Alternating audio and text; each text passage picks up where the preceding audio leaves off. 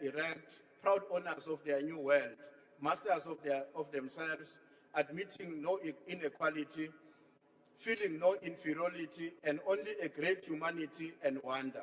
For the destiny shall be theirs. Together we must make it happen, unquote. Madam Speaker, there's no doubt that in my mind, the vision of the 1956 generation was also shared by the conviction and the determination by all generations that came afterborn. There shall come a time when we too can act in ways in which our children who still litter in the street due to unemployment, crushing poverty, can in no distant future walk with their heads erect, as was done by the generation who came before us. And together we can make it happen. We equally stand at a profound milestone in the life of our republic. This is a year that marks 30 years since the birth certificate, our Constitution of the Republic of South Africa, was signed into law. 3 decades ago, we made a solemn commitment to move beyond the past defined by a culture of authority and arbitral power to a culture of justification, where every exercise of state power is rationally tested against the supreme law of the land. Madam Speaker and honorable members, perhaps today it is more befitting that we must briefly cite the preamble of our Constitution, which says, and I quote, "We, the people of South Africa, recognizes the injustices of the past, honor those who sacrifice for justice and freedom in our land, respect those who have worked to build it and developed our country, and believe that South Africa belongs to all who live in it, united in our diversity." Madam Speaker, unavoidably a question arises as we begin this debate on the State of the Nation address. What kind of society did we set out to build? The fundamental positions spelled out in our preamble of our Constitution should inform our conduct as we continue to engage in the reconstruction and development of our country. Madam Speaker, in the landmark judgment of the State versus Makwanyane in our Constitutional Court, handed down by Justice Arthur Chatskalsin, defined this vision as a historic bridge between a past of a deeply divided society characterized by strife, conflict, untold suffering and injustice, and a future founded on the recognition of human rights, democracy, peaceful coexistence, and development opportunities for all South Africans, irrespective of color, race, class, belief, or sex.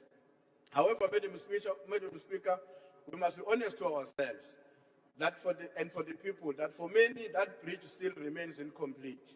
However, the interventions presented by the President during his State of the Nation address point towards a direction to resolve these historical and historic contradictions that continue to define the face of our nation. In his book titled The Promise, Damon Gargat offers a searing metaphor of our current moment.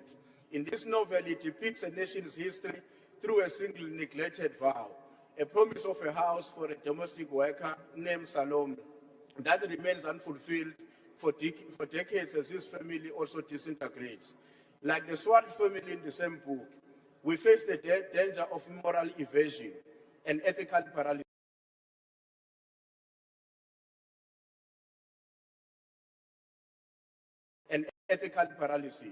We risk turning our constitutional promise into a deferred justice that eventually loses its power to heal. It is a tragedy that of our time that national identity is fraying. The proportion of citizens who identify primarily as South Africans rather than by their ethnic group has declined. We are retreating into ethnic and racial distrust, with many of our people believing that government discriminates against their own specific group. This is a shouting economy where loud exclusionary voices down and such messages of reconciliation. Through the Criminal Justice System Initiative and the whistleblower promoting of the bill, you are cutting out the moral rod exposed at a Parliamentary Commission of Ad hoc Committee and the Commission of Inquiry. To address the unfulfilled promises of our socio-economic conditions, we welcome the President's continued commitment to investing in public infrastructure. Madam Speaker, the author I referred to in his novel warns us that a diminished family results from a breached promise. We choose a different path as South Africans. We choose the altruistic and humanitarian philosophy. And on the state versus Makwanyane case I referred to, the state serves as a moral role model, valuing every life as citizen. Let us continue to building the bridge. Let's ensure that 30 years from now, the promise is no longer a story that might have been, but a testament to what Thank you, we've Honorable achieved. Chief Whip. Thank Your you very time much, is up. Madam Speaker. Thank you.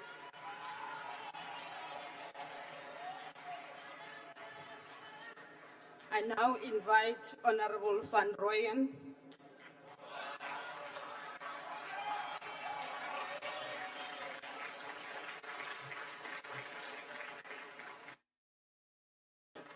Thank you. Honorable Speaker, or Honorable House Chairperson, MK President, President Jacob Zuma, and officials of MK Party who are in attendance, honorable members, members of MK Party in all the 9 provinces of our beloved country, Setjhaba sa heso, Setjhaba sa ma South Africa.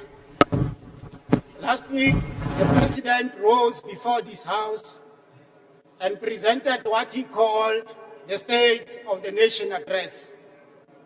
It took us more than 2 hours of listening and more than 7 million from our national coffers. But MK Party says it was not a State of the Nation address.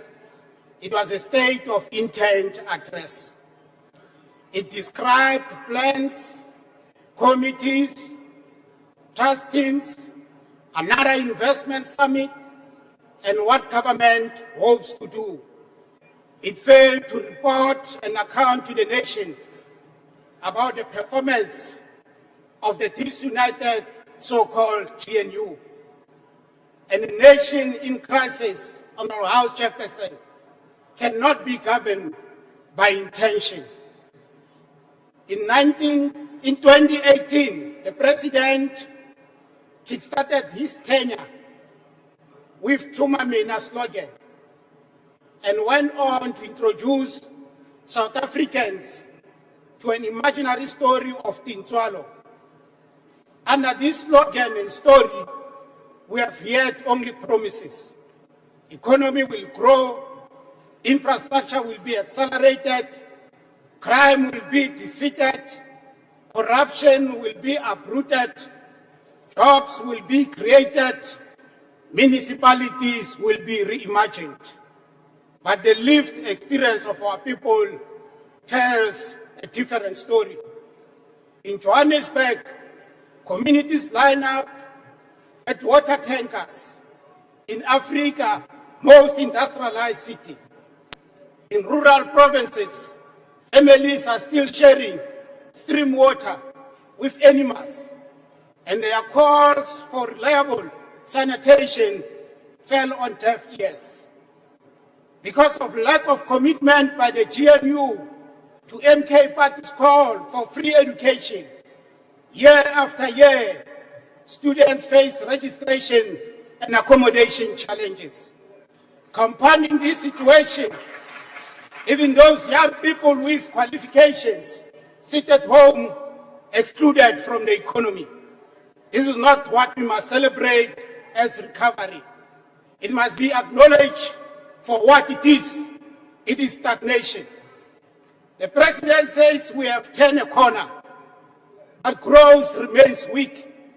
Unemployment remains structural. Poverty remains entrenched. The President wants us to celebrate what he termed economic growth, citing minor quarterly growth. South Africa population grows faster than its economy. If a nation's economy grows slower than its population, it is not progressing, Mr. President. It is what we call per capita decline, where more people fall into poverty.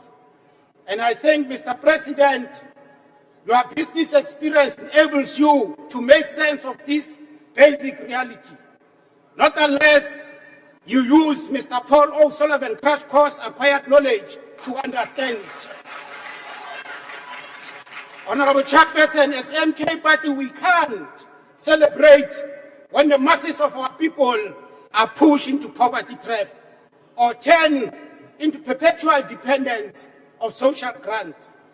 We welcome the cooling off of consumer price inflation because it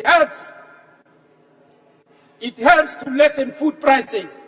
What concerns us as MK Party is that low inflation in the midst of poverty and high unemployment is not good enough. Hence our insistence that low inflation must be accompanied by economic growth. We can't lower interest rates but fail to increase expenditure on growth-prone infrastructure. We don't need the current austerity approach by National Treasury to take advantage of low interest rates. If youth unemployment remains the highest in the world, then we are not harnessing our demographic potential. We are wasting it. Municipalities continue to deliver basic services, water and electricity, not consistently because of systematic problem of infrastructure. Honorable members, the President speaks of rebuilding institutions after state capture. But institution, Mr. President, actually deteriorated only after what you call the 9 wasted years. Collapse only came after 2018. Rail capacity declined only after you took over in February 2018. Port efficiency worsened after you took over. Cape Town became worst port in the world in 2022. Energy supply collapsed from 2020 and turned into rolling blackouts under the incompetent and the who was dubiously appointed at the expense of a pool of black professionals within the energy sector. It is interesting, South African, to note that with pride that ESCOM is somehow stable under the same black professionals overlooked when the Rita was appointed. Honorable Speaker, it is a national embarrassment that after 4 years before 2030, National Development Plan deadline, the so-called GNU, can't measure the success and failures of what's supposed to be South Africa National Plan. The global order is shifting. Nations are pursuing industrial strategy. Unlike the so-called GNU, they are protecting strategic sectors crucial for development of their countries. Our country is massively endowed with mineral resources. We have no excuse not to reindustrialize. We must reverse industrialization decisively. They are investing aggressively in infrastructure and domestic production. South Africa cannot afford this timid reform that was cited in the speech. Mr. Ramaphosa, if you do have eyes, you can see. If you have ears, you can hear. South Africa stands at a crossroad. The house is burning. We can't continue with committees, task teams, and commissions without consequences. Announcement without enforcement. The people of South Africa deserve more than this managed decline that you pronounce. They deserve a better state of the nation. MK, in few provinces, as you know, emerged in 2024. This was a historic emergence. Our party is currently having footprints in all the 9 provinces.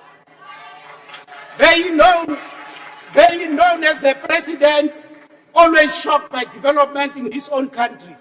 Voters in all these provinces have requested us to convey the following message to you. Because of your consistent and unfulfilled Sona promises, they will make sure that your party is severely punished during this year's local government elections. They say because of GNU, when you work with people that are opposed to triple PEE and transformation agenda, your party will be voted out. And no amount of vote rigging will deter them. They say they want an alternative government that will grow their country's economy, create jobs, fight crime, combat illegal immigration, and remove them from the apartheid-created poverty trap. MK Party is ready to offer that alternative. We hope the outcome of this year's local government elections are not going to shock you, because we are warning you now. You are not going to come after the election results and say the results shocked you. Chairperson, we are very grateful as MK Party. Thank you.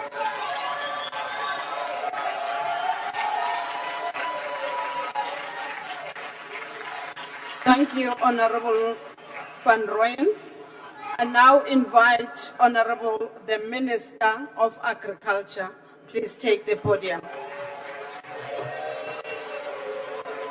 Chairperson, honourable members, Mr. President, today as I rise to respond to the President's State of the Nation address, I do so with a sense of measured optimism, but also renewed determination. The President's speech reflected a country that has begun to turn the corner after years of stagnation, crisis, and lost hope. Under the GNU, we have achieved real, tangible progress. And let me be clear, much of this progress bears the unmistakable imprint of the DA's principled participation, our relentless push for reform, and our unapologetic focus as a government on what actually works for the people of this country. Our economy is growing again. 4 consecutive quarters of positive GDP growth, a feat that seemed unimaginable not so long ago. Inflation is at its lowest level in 20 years. 2 consecutive budgets of surpluses, stabilization of our national debt, interest rates are easing, borrowing costs are declining, the rand has strengthened, and as we heard today, Mr. President, unemployment is the lowest that it has been in 5 years. These are important signals, not intentions, Honourable Van Rooyen, that work under this 7th administration, a coalition government, and the first not under single-party rule, is making a positive impact, and the world is taking notice. South Africa is today a better place than it was on the eve of the 2024 election. I'm proud that the DA's presence in government has been a force for good, injecting competence, fiscal discipline, and pro-growth policies into a system that was long weighed down by mismanagement and cadre deployment. But, honourable members, while we celebrate these achievements, we cannot afford complacency. At projected growth rates of around 1.5%, it falls far short of the 3% or more needed to lift millions out of poverty and to create the millions of jobs our people so desperately need. Too many South Africans wake up every day to the harsh reality of joblessness, crumbling municipal infrastructure, and rampant crime in our communities, and a local government that far too often fails those it's meant to serve. The lived experience of citizens, communities protesting for water, entrepreneurs battling red tape, families fearing for their safety at night, has not yet matched the macroeconomic headlines. We have turned the corner, yes, but we are nowhere near the destination. And that is why I say unequivocally and clearly today, we must move faster, much faster. We need urgency now. Firstly, by accelerating economic liberalization and private sector involvement. Operation Vulindlela, Mr. President, has delivered results in energy and ports, and we now need to expand it to rail, water, and telecommunications. Unbundle, concession, and privatize where necessary to unlock investment and efficiency. Replace restrictive BE policies with genuine broad-based empowerment that includes skills, ownership, and opportunity for all, not just a connected few.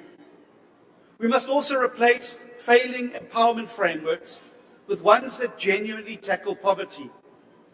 The DA's Economic Inclusion for All Bill represents a significant step forward, achieving a vision of genuine economic empowerment for all South Africans and is the type of reform our country desperately needs.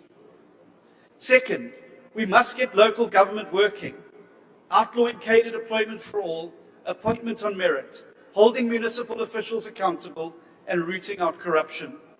Competence must determine who runs our cities and towns so that our people are served by their local government, not the other way around. Thirdly, doubling down on job creation and youth opportunity.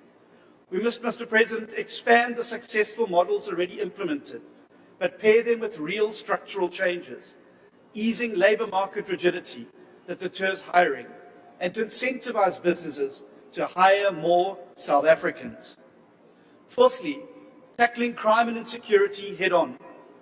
The deployments announced are welcome, but we need sustained intelligence-led policing, foster courts, and communities empowered to partner with devolved law enforcement closer to the people.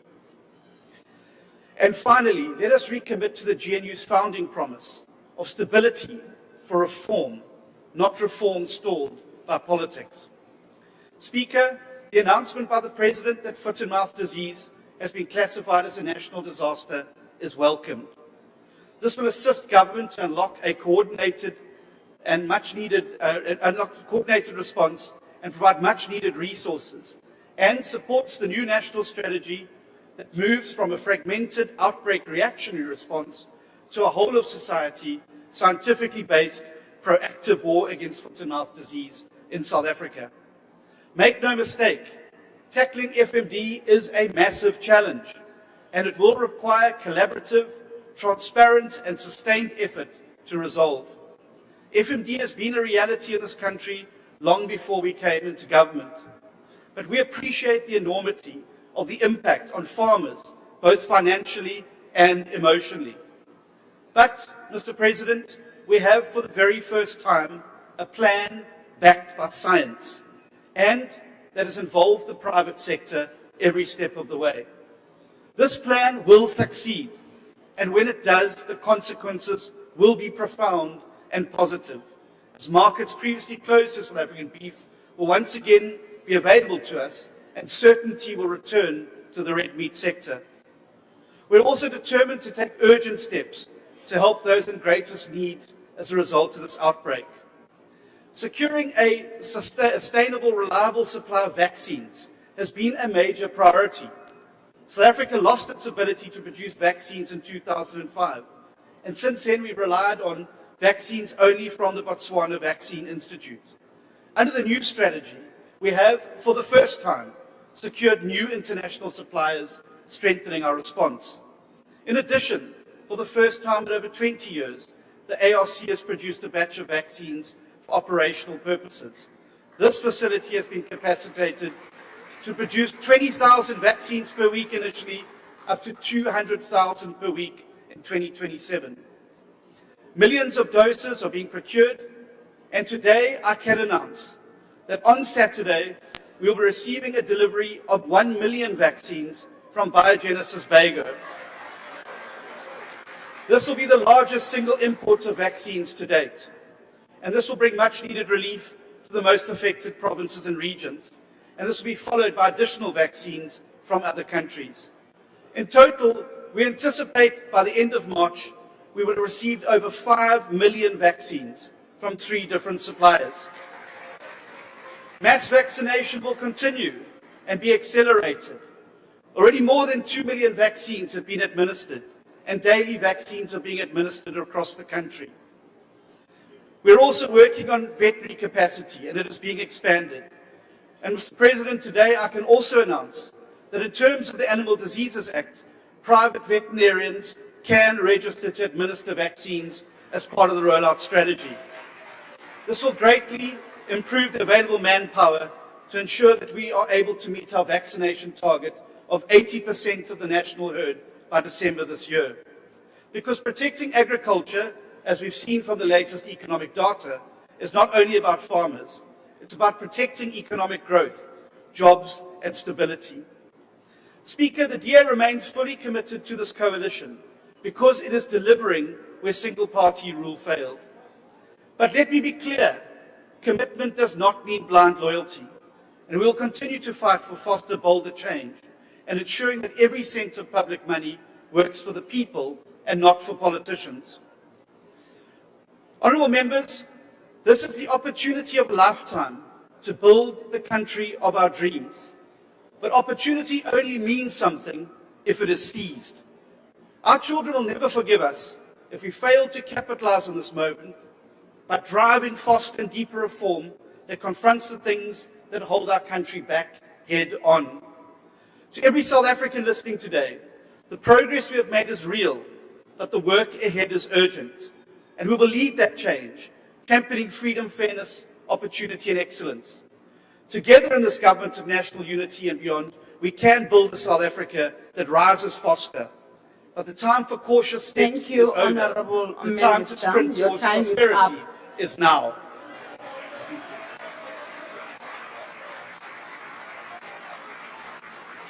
Next on my speakers list is Honourable Malema. Thank you very much, Chairperson of the NCOP, President of the Republic of South Africa, the people of South Africa. Mr. President, we warned you 8 years ago that the Oppenheimers and the Ruperts will neutralize you, and your legacy will be that you auctioned our country and its strategic asset to the highest bidder. You did not heed our warning.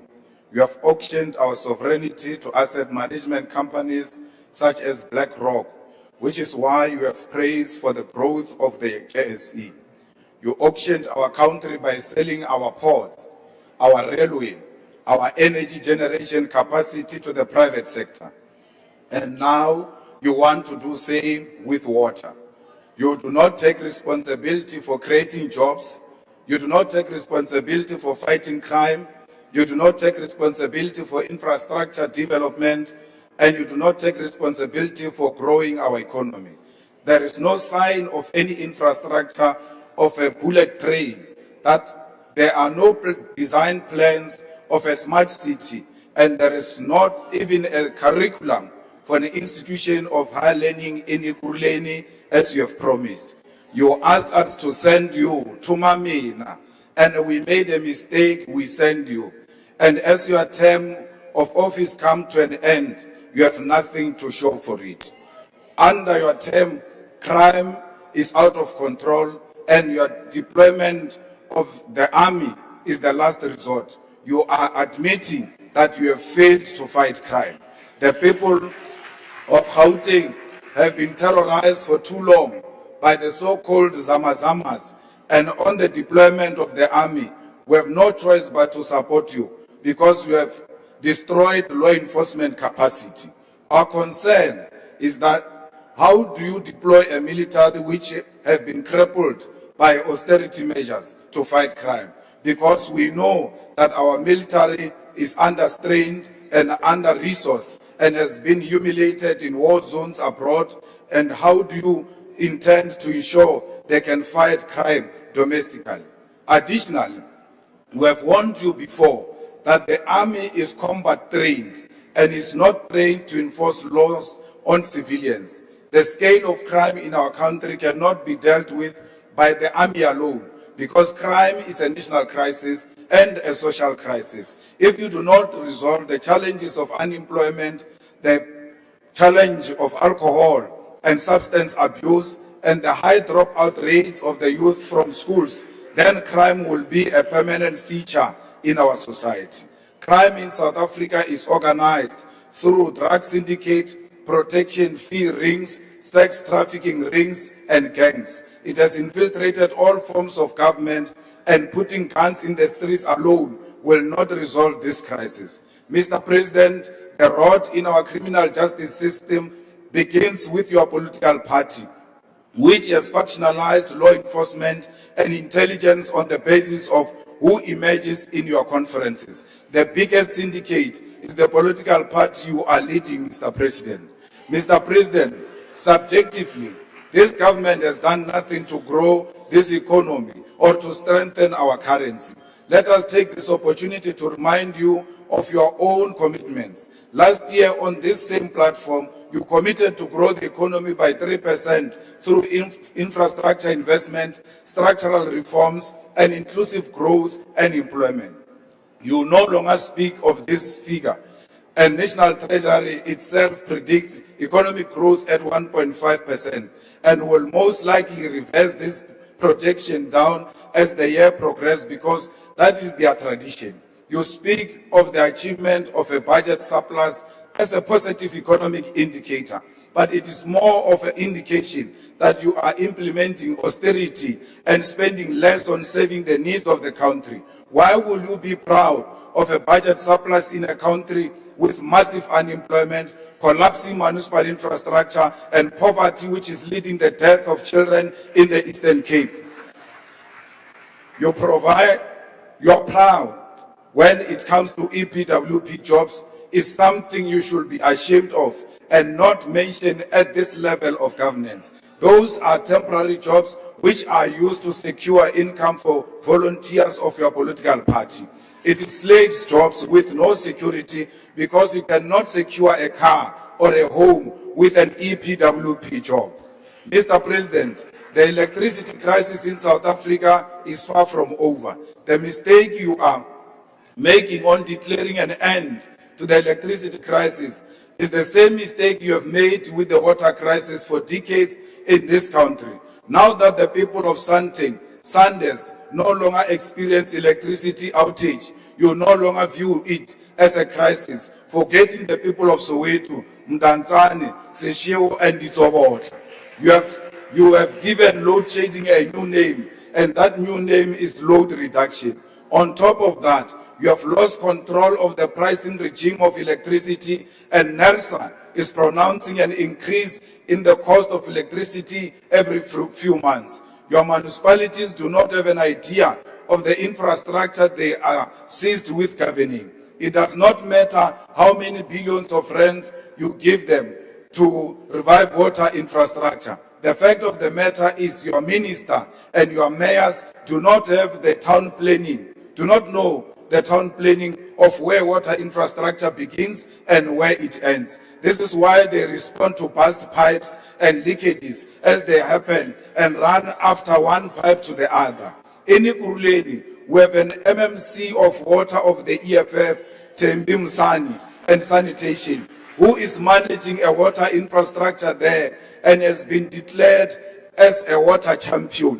When your minister was running around complaining about water, our MMC of water in Ekurhuleni was given an award the same week and declared a water champion.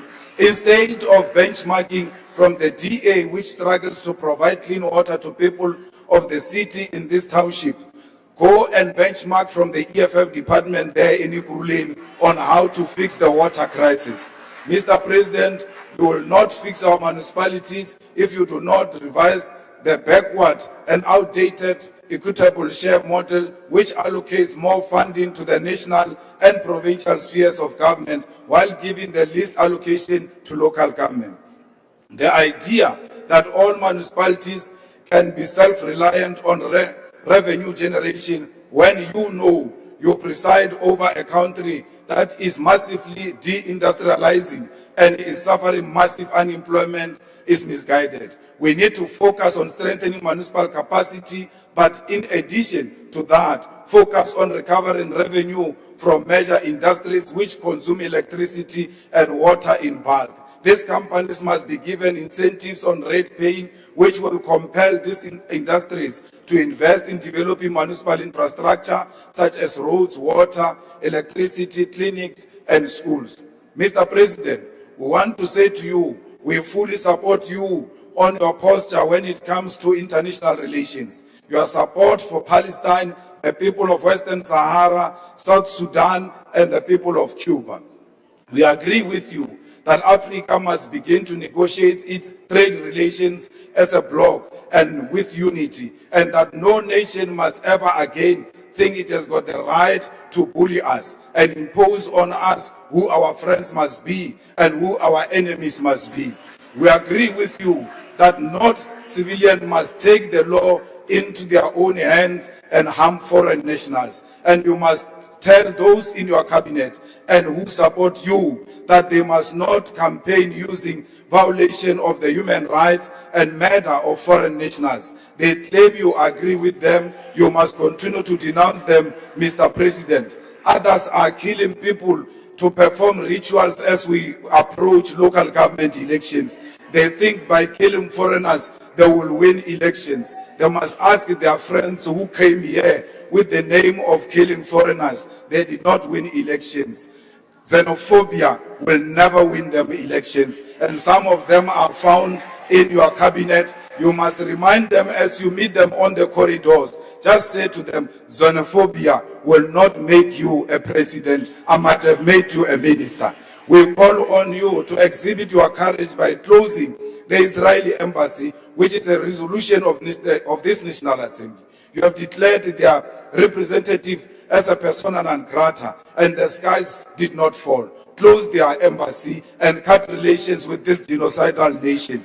The USA has sent a rampant racist as its diplomat in this country, and we must exercise our right to refuse cooperation with the individual whose sole intention is to dictate to us what our foreign policy must be. Mr. President, your Pala scandal has rendered you ineffective in dealing with corruption and incompetence in your party and in your cabinet.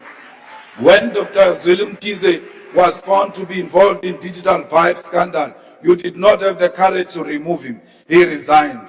Today, Zweli Mkhize is the chairperson of the Portfolio Committee on Cooperative Governance and Traditional Affairs. When Honorable David Machobo was identified as being a key part of the corruption in the State Security Agency by the Zondo Commission, you did not remove him. Instead, he's the Deputy Minister of Water and Sanitation. When Senzo Mchunu was exposed last year for having formed part of the infiltration of the South African Police Service and disbanding of the Political Killings Task Team, PKTT, on New Year's Eve, you did not remove him. You have retained Senzo Mchunu at the taxpayer's expense and called him your political burden to bear. Today, the people of this country do not have water. Instead of consequence management against Honorable Phemni Majudina, who does not have a clue what she's doing, you create another task team for water which is chaired by you because you do not have the courage to remove her. If you have the courage to remove her now so that you demonstrate that you've got the courage. You've got the premier. Your premier tells us he is inconvenienced and his solution is an elite, is to take a shower at hotels while your citizens do not have that luxury of going to take a shower at the hotel. You did not reprimand him and demanded that he apologize unreservedly to the people of South Africa. When you assumed office, you claimed it will be a transparent presidency, then proceeded to seal CR17 documents of your own funding for your own presidential campaign. And then also your political party majority in parliament to block the investigation on Pala. Where is the transparency you are talking about? You said you are going to be an honest man who's going to be an open book, that your door will remain open. And today, your door will remain closed. You even put butler doors to make sure no one accesses you and the documents that are attributed to corruption. Let me reassure you, Mr. President, as long as the EFF is still alive and in this parliament, Pala will never die. Thank you very much. Thank you very much, Honorable Malema. Speaker.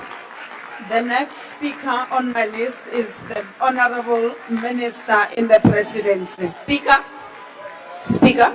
Order, honorable members. Speaker, is not a point of order, it's a point of procedure. I just want to put it to the House that President Jacob Zuma is in the House together with Deputy Honorable President. member, I can't see who's speaking. I didn't give you permission to do that. Can you please follow the rules of the House? What are you rising on, honorable member? Speaker, I'm rising on a point of procedure to tell the House that President Jacob Zuma is in the House together with Deputy President Tony Yengeni. Can it be No, acknowledged? honorable member, please. Honorable members.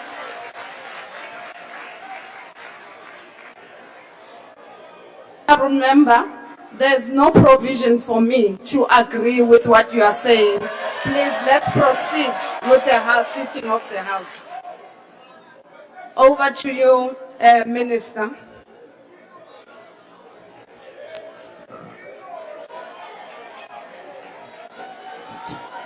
Chair, Madam Chairperson of the National Council of Chair, on a Provinces. point of order. Yes, you may. Yeah, House Chair, I think you need to go and read the rules correctly. Regardless about how you feel of former President Zuma, we acknowledge state presidents here in the House. He hasn't been impeached. Nothing has happened. When we opened this parliament, Honorable we did the same members, thing. I understand can't the hear issue of- what the honorable member is saying. okay, You're I'll making say it noise. If you slowly. may repeat, please. It's the sound system. I don't know with this. We had the same problem the last time. We are quite happy for the EFF to help with the sound, but let's park that for now. Honorable, you still can't hear me. Honorable Speaker, you need to go to your rules. Not Speaker, Honorable House Chair. You cannot say that there's no provisions to acknowledge a former state president. It's not true. Whether you like former President Zuma or not, whether he's part of your party, doesn't have membership, it's immaterial. He was once upon a time a state president. Do the right thing. Honorable member. You'll even acknowledge the clerk, the whole murderer who's roasting now in hell. But you can't acknowledge. Honorable no, member, it's wrong. can you please House allow Chair, me? please. I've made a ruling in that regard. Can we please proceed? Which Honorable rules did you Deputy read? Minister, you may No. take your- House Chair, which rule did you read to say that? Can you refer us to a rule that says you must Honorable not Madam, acknowledge a can former you state please president? respect the ruling? Which rule? But you can't rule just out of your head under House Honorable Chair. Matthias, can you You please? can't just go on a whim here. This is not ANC MEC meeting. We are in Parliament. There's our rules here and there's procedures. You have acknowledged a murderer. Point of order. And you're not doing it. It's wrong. Blah, blah, blah. Honorable Minister in the Presidency, please continue with your speech.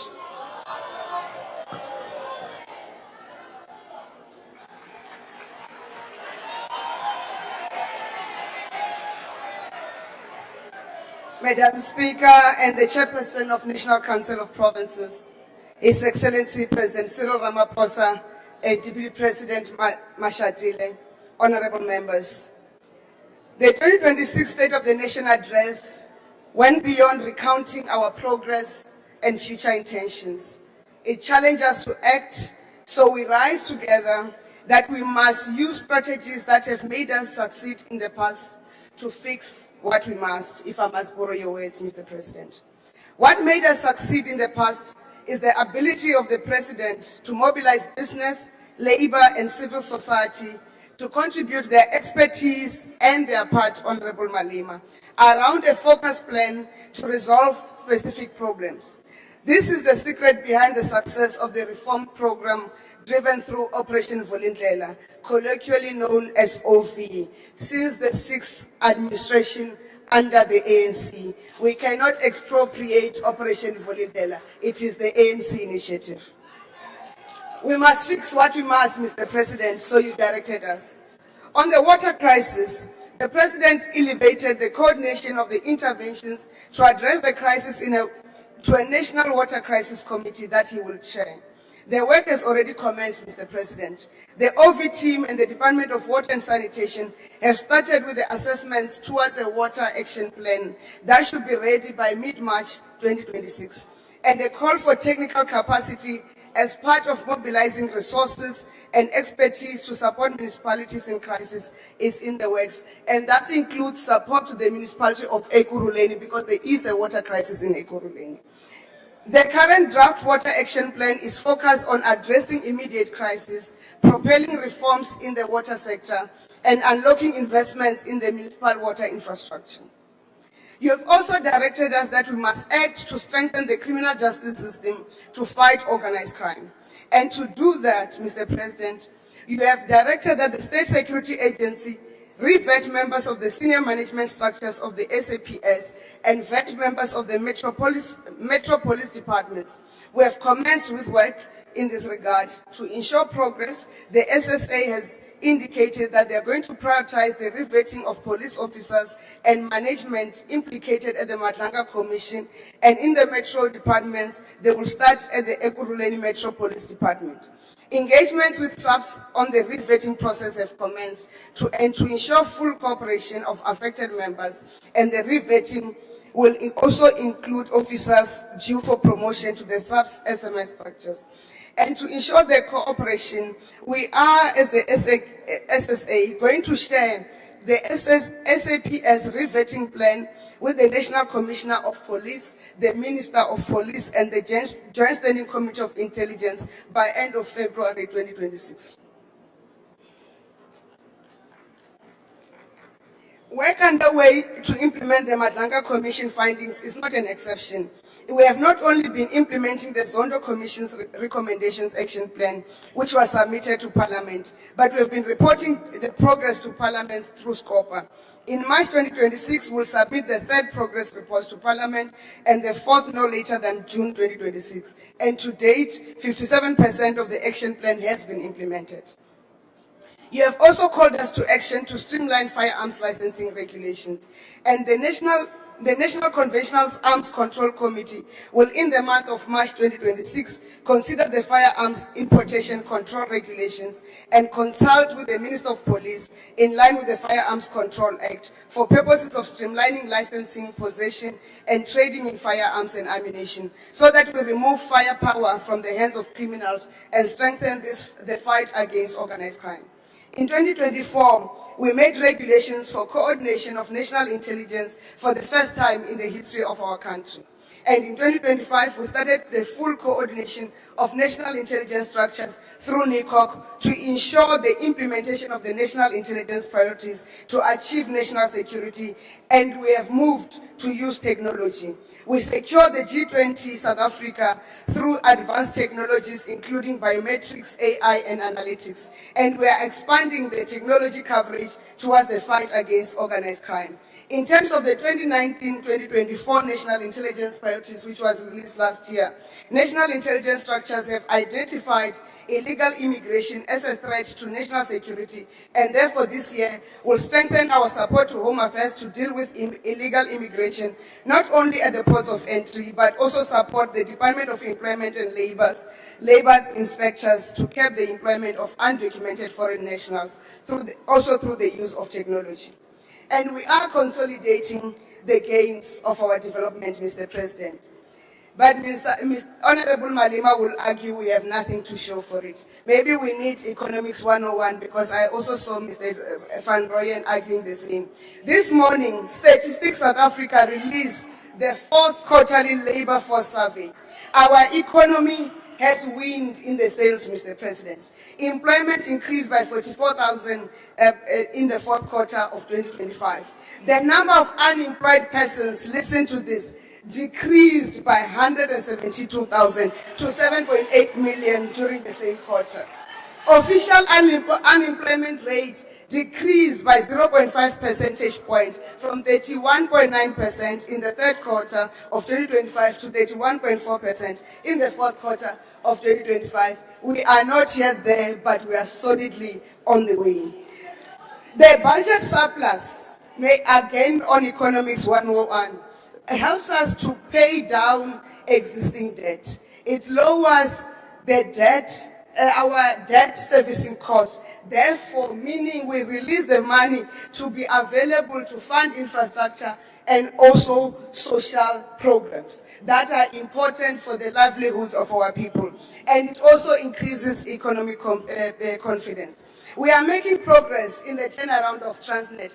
Though you wish to say we have privatized, we have not privatized. We need to know our strength and say who can partner with us. There's nothing wrong with government partnering with South Africans to deliver for the best interests of South Africa. Minister Chrissy will elaborate on the details of the improvements in performance at Transnet. Again, you said there are no plans for the passenger rail, but you are in parliament, you are not in government. Those plans are plans that are in the executive, separation of power, sharp. But the passenger rail, again, is gaining momentum. We are taking on more commuters, reducing the cost of commute between home and work and from home to others using our own isitimela sabantu. Again, Minister Chrissy will provide that. Mr. President, we commit to perform and deliver on the timelines you have set against us, and as the presidency, coordinate the work of government to make sure that we deliver and focus cabinet in that delivery. Because we are the daughters of Sophie de Bruyn, we are the granddaughters of the women of 1956 March, and in their footsteps, we are committed to serve the public purposefully and intentionally for the rise of South Africa, as you have called us to action. Rise, South Africa, rise.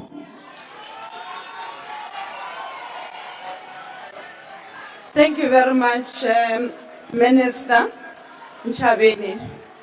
Honorable members, before I call upon the next speaker, I would like to take this opportunity and acknowledge the presence of the former President of the Republic of South Africa, Honorable Zuma. He's here with us today. Thank you very much, honorable members. You may take your seats. Order, honorable members. We are now proceeding to the next speaker. The next speaker on the list is Honorable the Minister of Cooperative Governance and Traditional Affairs. Over to you, Minister.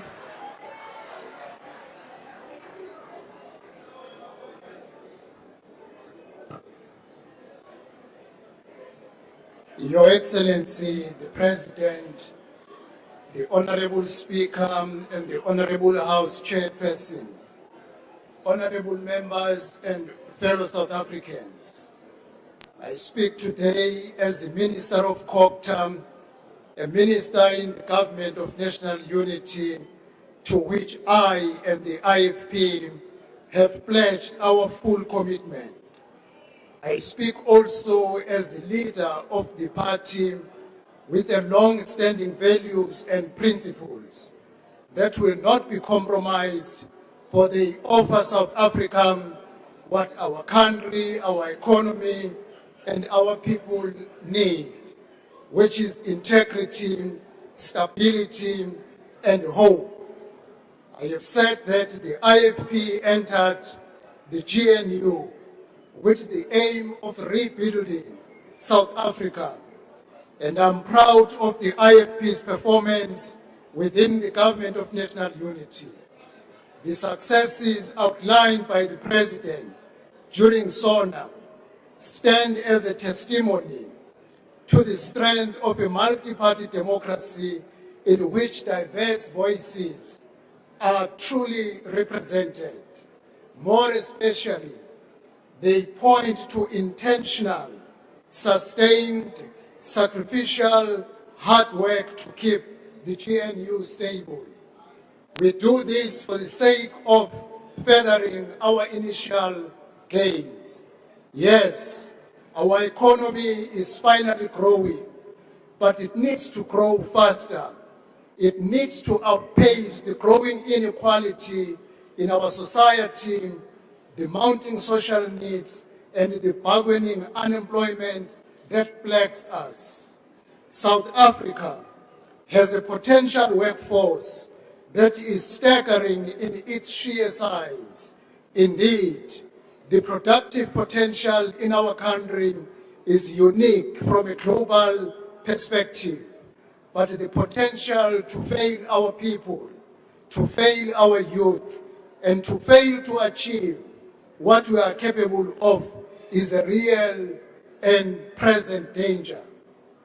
Honorable President, the social grant system is a crucial safety net for the vulnerable, but in fact it demands a fundamental redesign to genuinely assist those in need.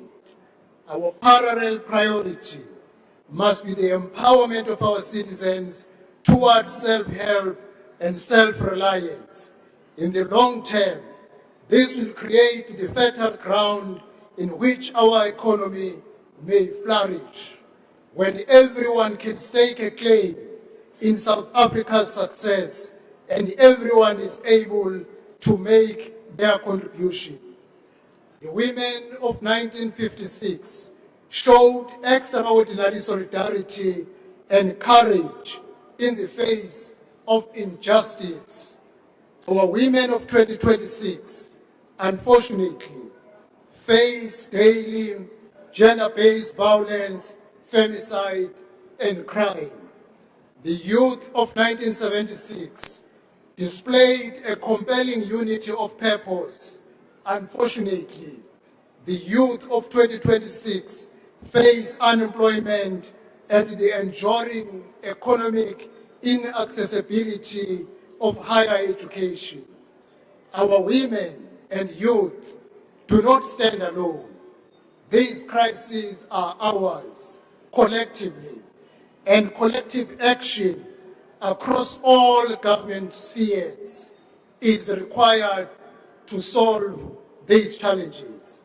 The vast dormant resource of unemployed graduates must be awakened through opportunity, not only through the Presidential Stimulus Fund, but also through the creation of a multiple of development and employment programs across all spheres of government and massive mobilization of the private sector. As Minister of Culture, I must emphasize, Your Excellency, the words that you indicated during the Sona on the centrality of fixing the many dysfunctional municipalities, a task which is being tackled and will be completed by 31 March 2026 through the review of both the white paper on local government and the municipal funding model, which will be a game changer to our local governance system. Deployment of officials will have to be on the basis of competency and professionalism, not political deployment. The white paper on local government review will place municipal governance on a sound footing, facilitate efficient cooperative governance, and harness the potential within the institution of traditional and cohesion leadership, creating genuine governance partnership with traditional and cohesion leadership. Your Excellency, the white paper on local government review will yield to great and progressive change if political parties, come elections of the local government, will deploy competent political leadership as mayors, deputy mayors, EXCO, speaker and MPIC chair, who will drive and become the agents of change and service delivery. The IFP commends the establishment of the National Water Crisis Committee as a temporal matter to fix a much wider range of malaise of water crisis that has accumulated over decades. An emergency solution is necessary, and we believe this committee as a temporal measure will bring a great relief. But the long-term solution is building capacity in municipalities, ensuring that the competent leadership in municipality do maintenance timelessly on an ongoing basis, build more reservoirs, and deal with the multitude of water losses as a result of the infrastructure that is failing to perform because it was never attended timelessly. Honorable President, there is another leak that we must fix, and that is the leak of economic and social resources through unchecked illegal migration. The IFP classifies the pervasive presence of undocumented foreign nationals as a threat to state security. While we support... Thank you, Honorable Minister. Your time is up. Thank you very much, Honorable Thank you very Chairperson. much.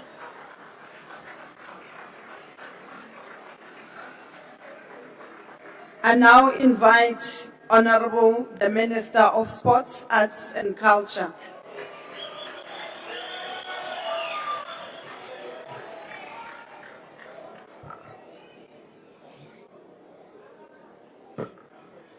Chairperson of the NOCPV.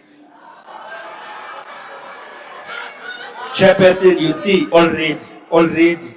These are my fans, so leave them. Let me start.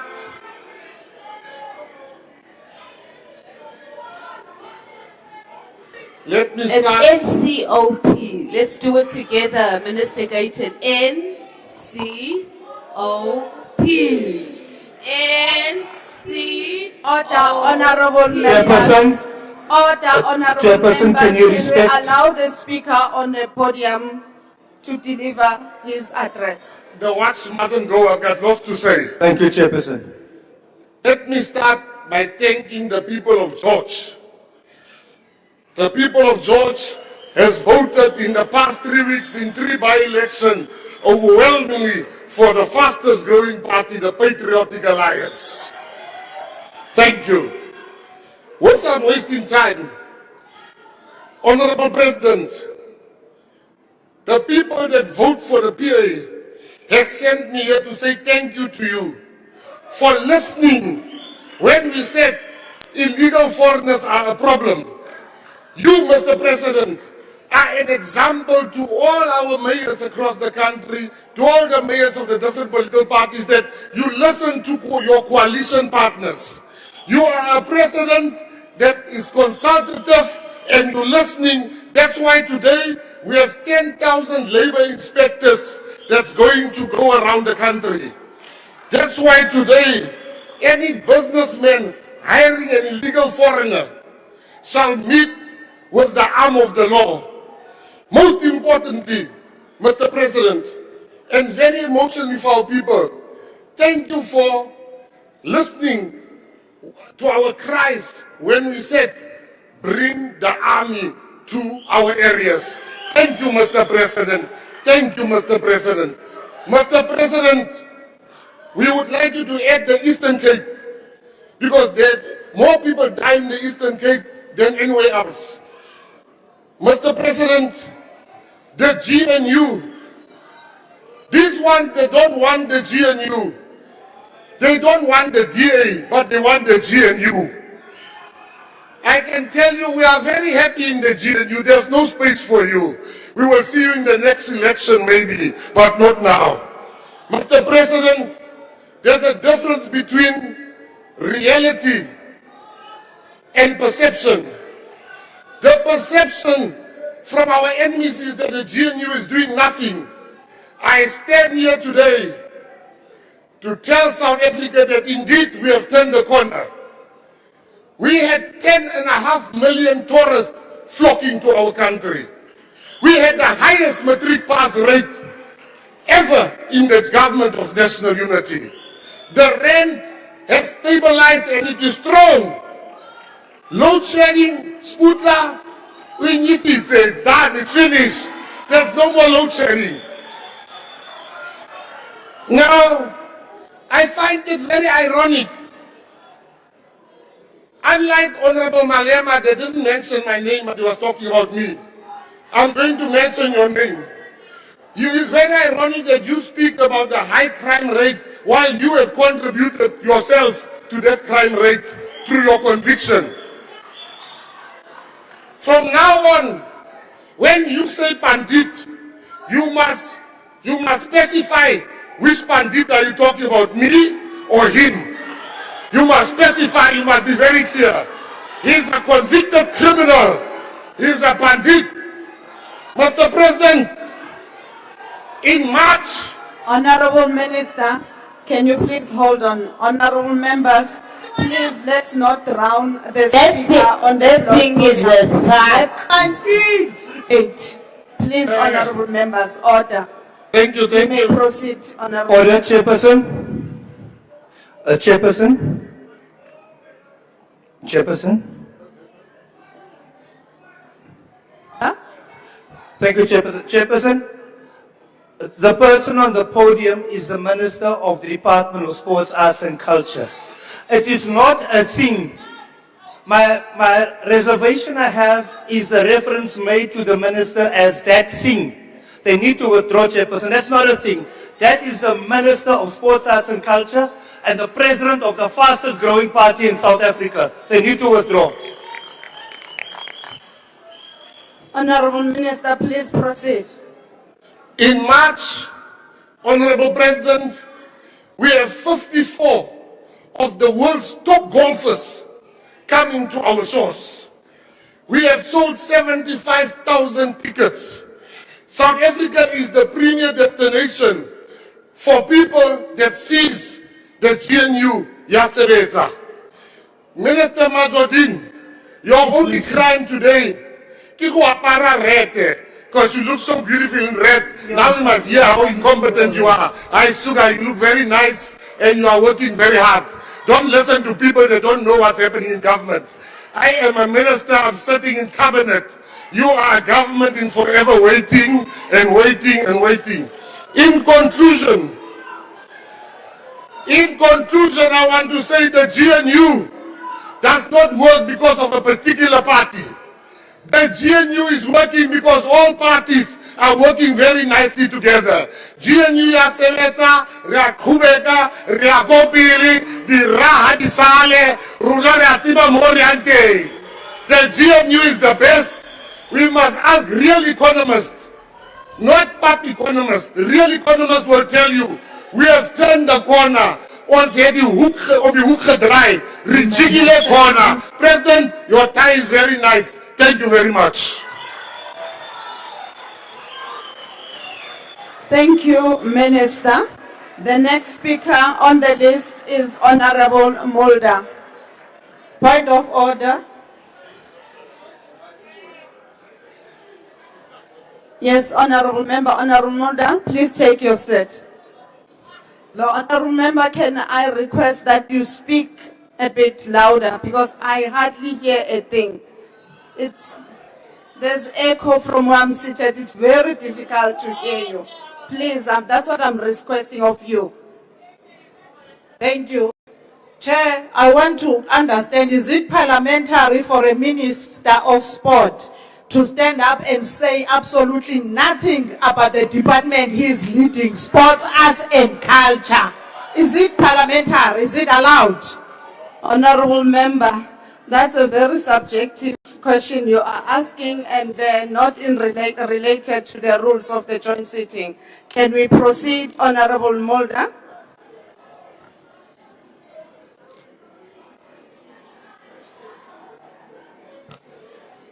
Thank you, Honourable Chairperson.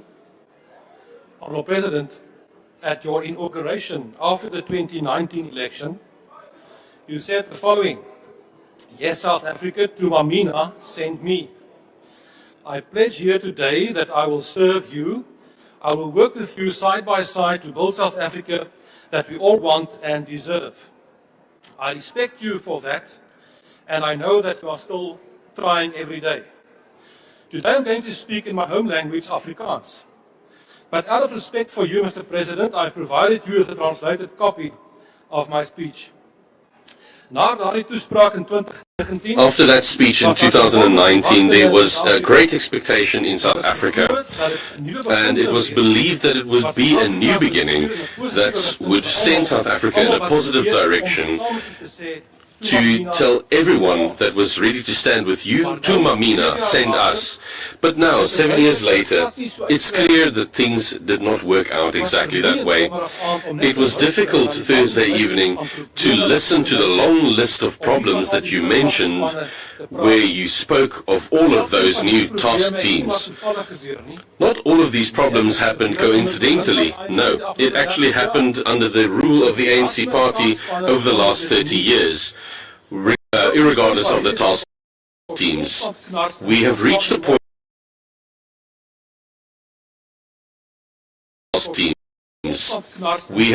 point where our country is completely grinding to a halt and stagnating, where it cannot be led ideologically into the policy directions that you've promised. Things like cadre deployment, black economic empowerment and affirmative action, that simply doesn't work. And I can just briefly address three other matters. Firstly, water supply.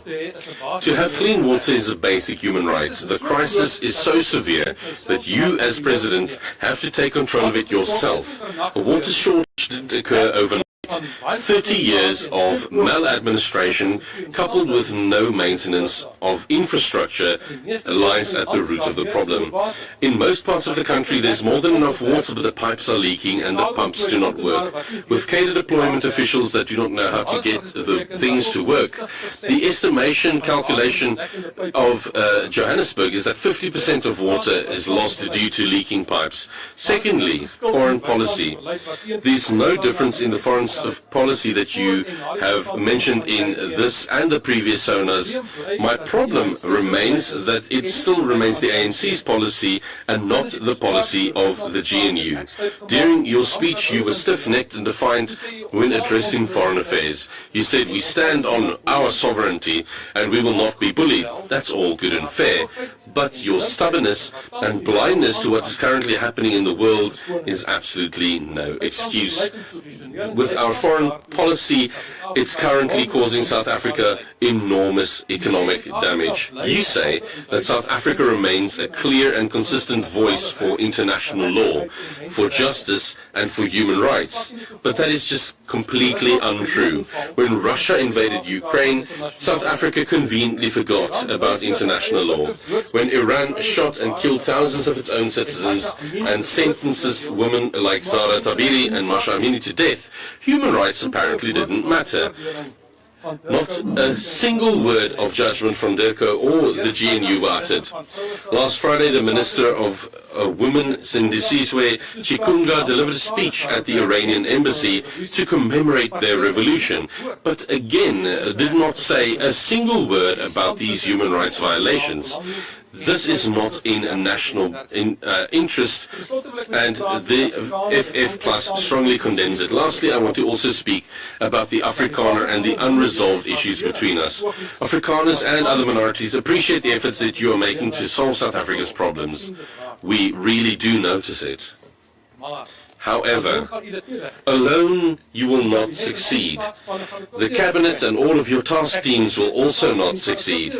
And also, not even the public service will succeed. It will be a major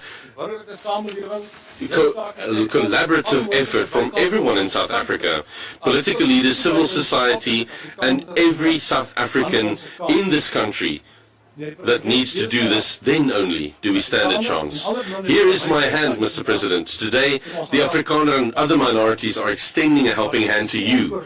We want to help, but it's not unconditional.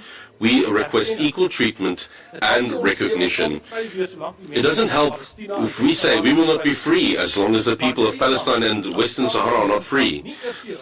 But with no consequence, as in your own country, an Afrikaner community does not even have the right to determine the language of instruction in their school. We are also not allowed to decide and determine shareholding in our own businesses and companies. That is not freedom. Today I have once again given you a copy of the Accord on Afrikaner Self-Determination. Afrikaner freedom and self-determination are unresolved issues that will not go away. Let us deal with it. In the past, the Freedom Front Plus has honored our agreements. Look look at our history, but the ANC has not. That leads to Afrikaner anger and reaction. Two examples. The FF Plus honored our part in the agreement regarding the Northern Cape. After the election, the NC blatantly violated it. This makes us angry and a serious breach of trust. The agreements reached concerning the Bella Act and expropriation without compensation were also violated. That makes Afrikaners draw their hands back. But let us look one another in the eye now and address these issues. We are willing, Mr. President. Thank you. Mulder. The next speaker on the speakers list is Honorable Kaunda.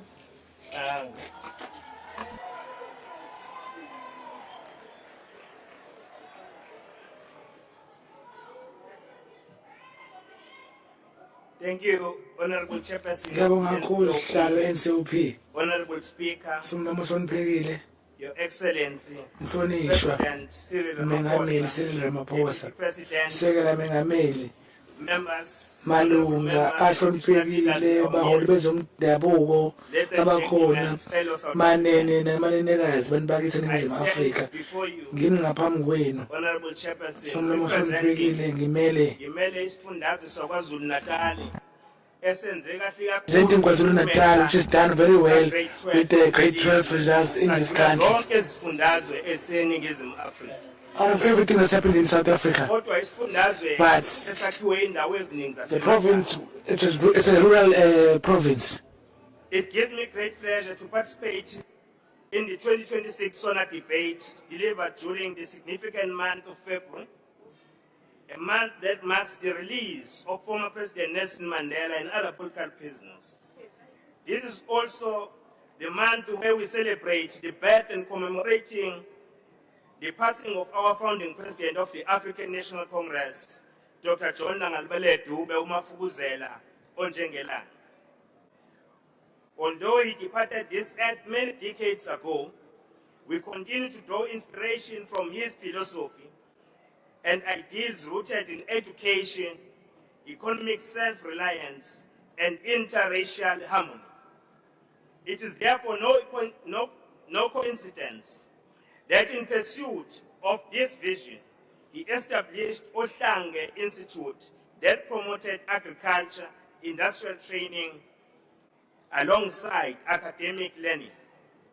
We must continue to draw lessons from his legacy as we confront the challenges of our time. You'll agree with me, Honorable Chairperson, that one of the pressing issues we face is water security and the decline of core services in our municipalities. Yet we stand today with renewed purpose and decisive action, which is being taken by the President to reverse this tragedy. We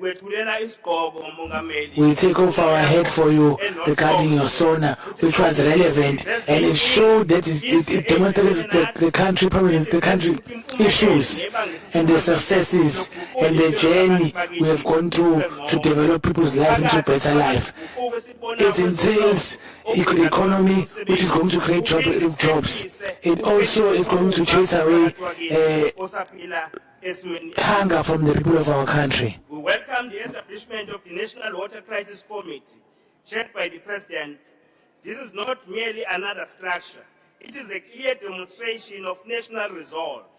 By placing this committee under his direct leadership, the President sends a powerful message that water challenges demands agency, coordination, and unwavering oversight.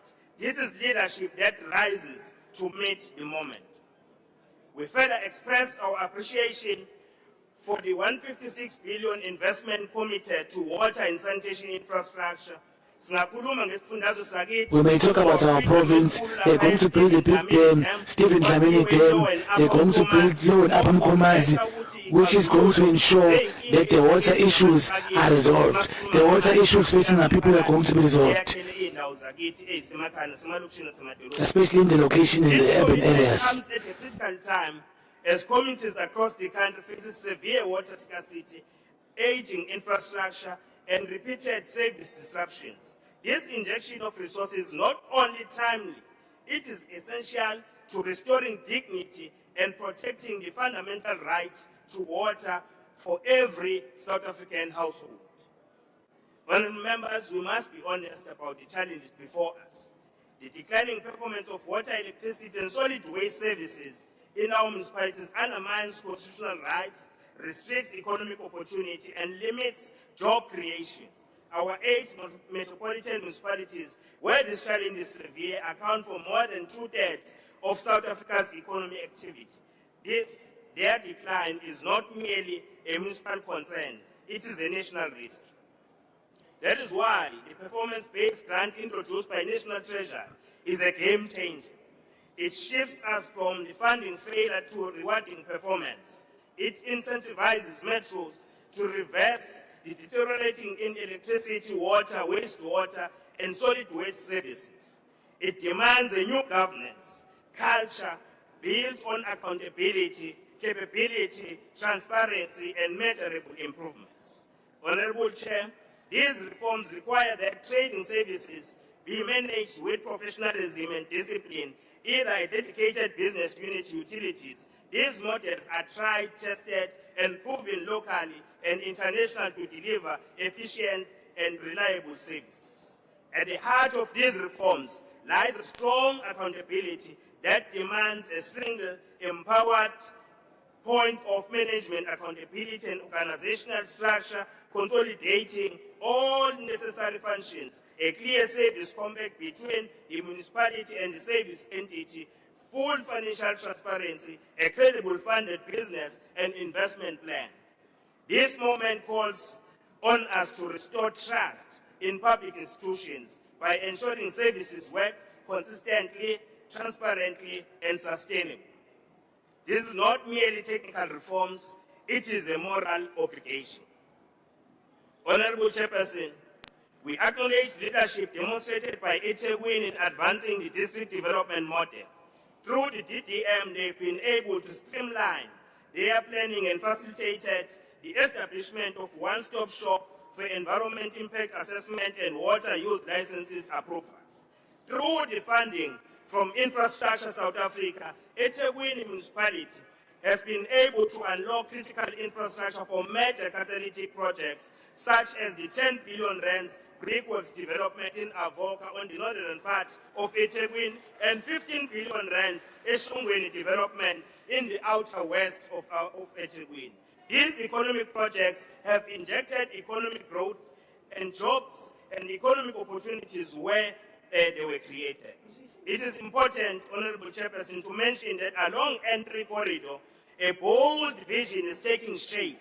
The development of a new urban node connecting Durban and Pietermaritzburg. This corridor is becoming a spine of KwaZulu-Natal. The intention to establish a Midrand equivalent for the province, reflecting strategic foresights and anchoring logistics, industry, commercial development, and residential growth along one of the country's busiest transport routes. The Cattle-Rich dry port development is attracting significant investment and will ease pressure on the Port of Durban, improve freight efficiency, and strengthen export competitiveness. Major Sunrun upgrades to the N2 and N3 corridors, which together carry close to 300,000 vehicles daily, will further stimulate the economy of the province and create sustainable jobs and economic opportunities. This investment in infrastructure has significantly improved business confidence in eThekwini. The latest Business Confidence Index report from the University of KwaZulu-Natal indicates that Business Confidence Index rose from 52.12% in Q3 of 2025 to 63.38% in Q4 2025. A clear signal that reform and investment are restoring trust. Recently, the city of Durban has been ranked among the world's top destinations to visit time out worldwide.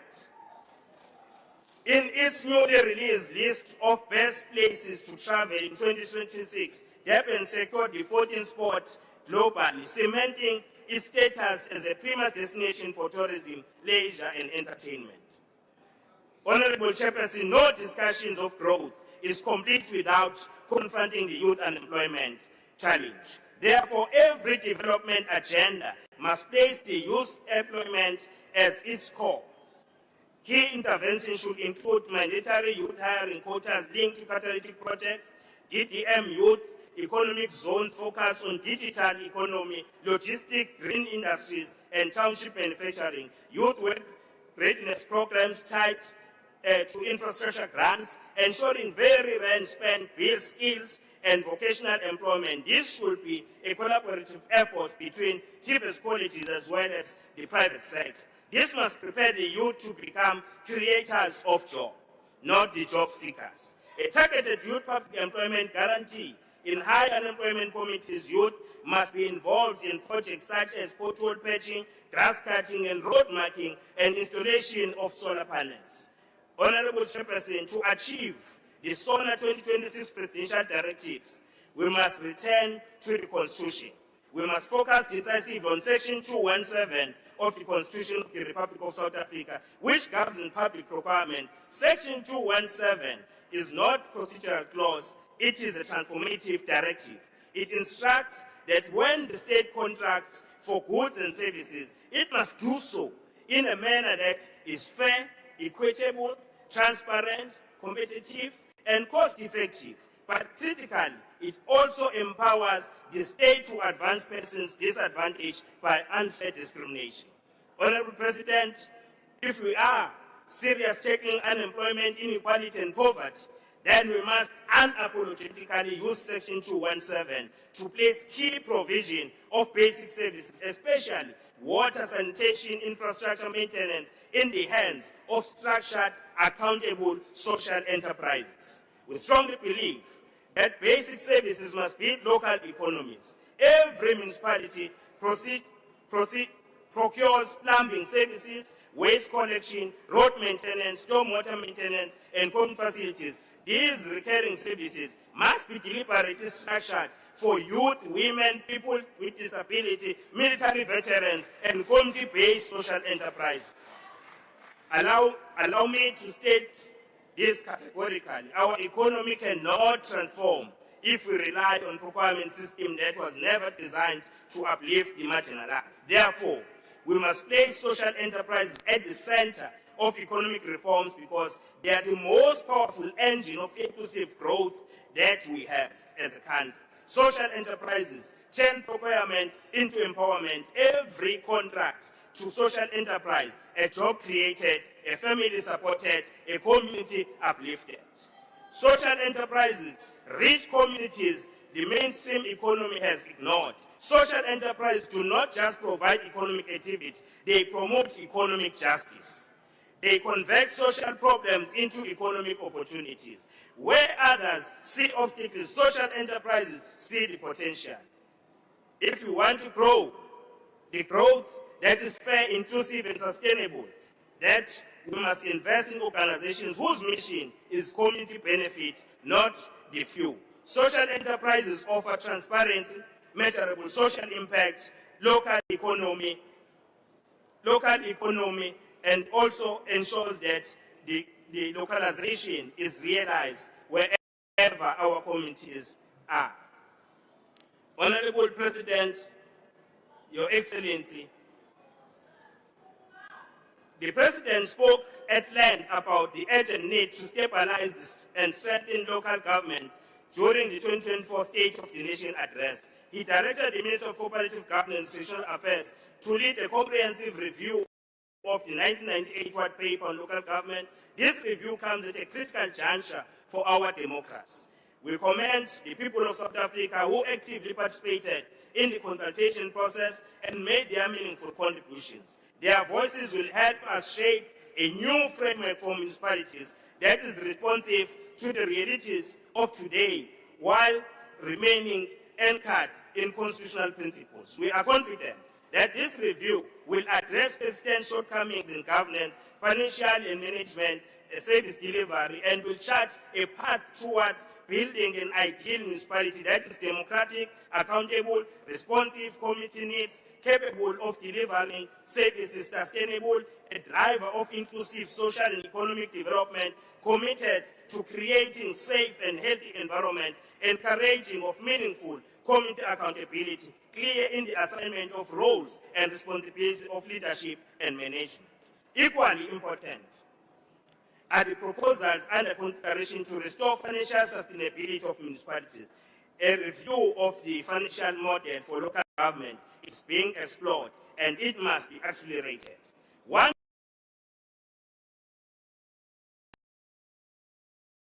where expenditure continues outpaced revenue while service delivery declines. Without reform, this trajectory is unsustainable.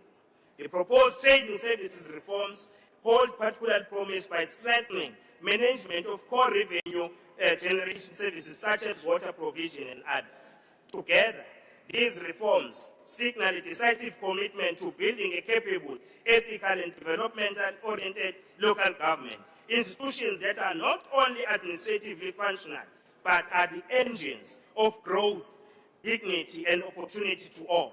We are confident that reforms will also clearly define the role of traditional leaders as Honorable Member, your time is expired. Ngiyabonga. Ilungu elihloniphekile umnumzana uThrolip.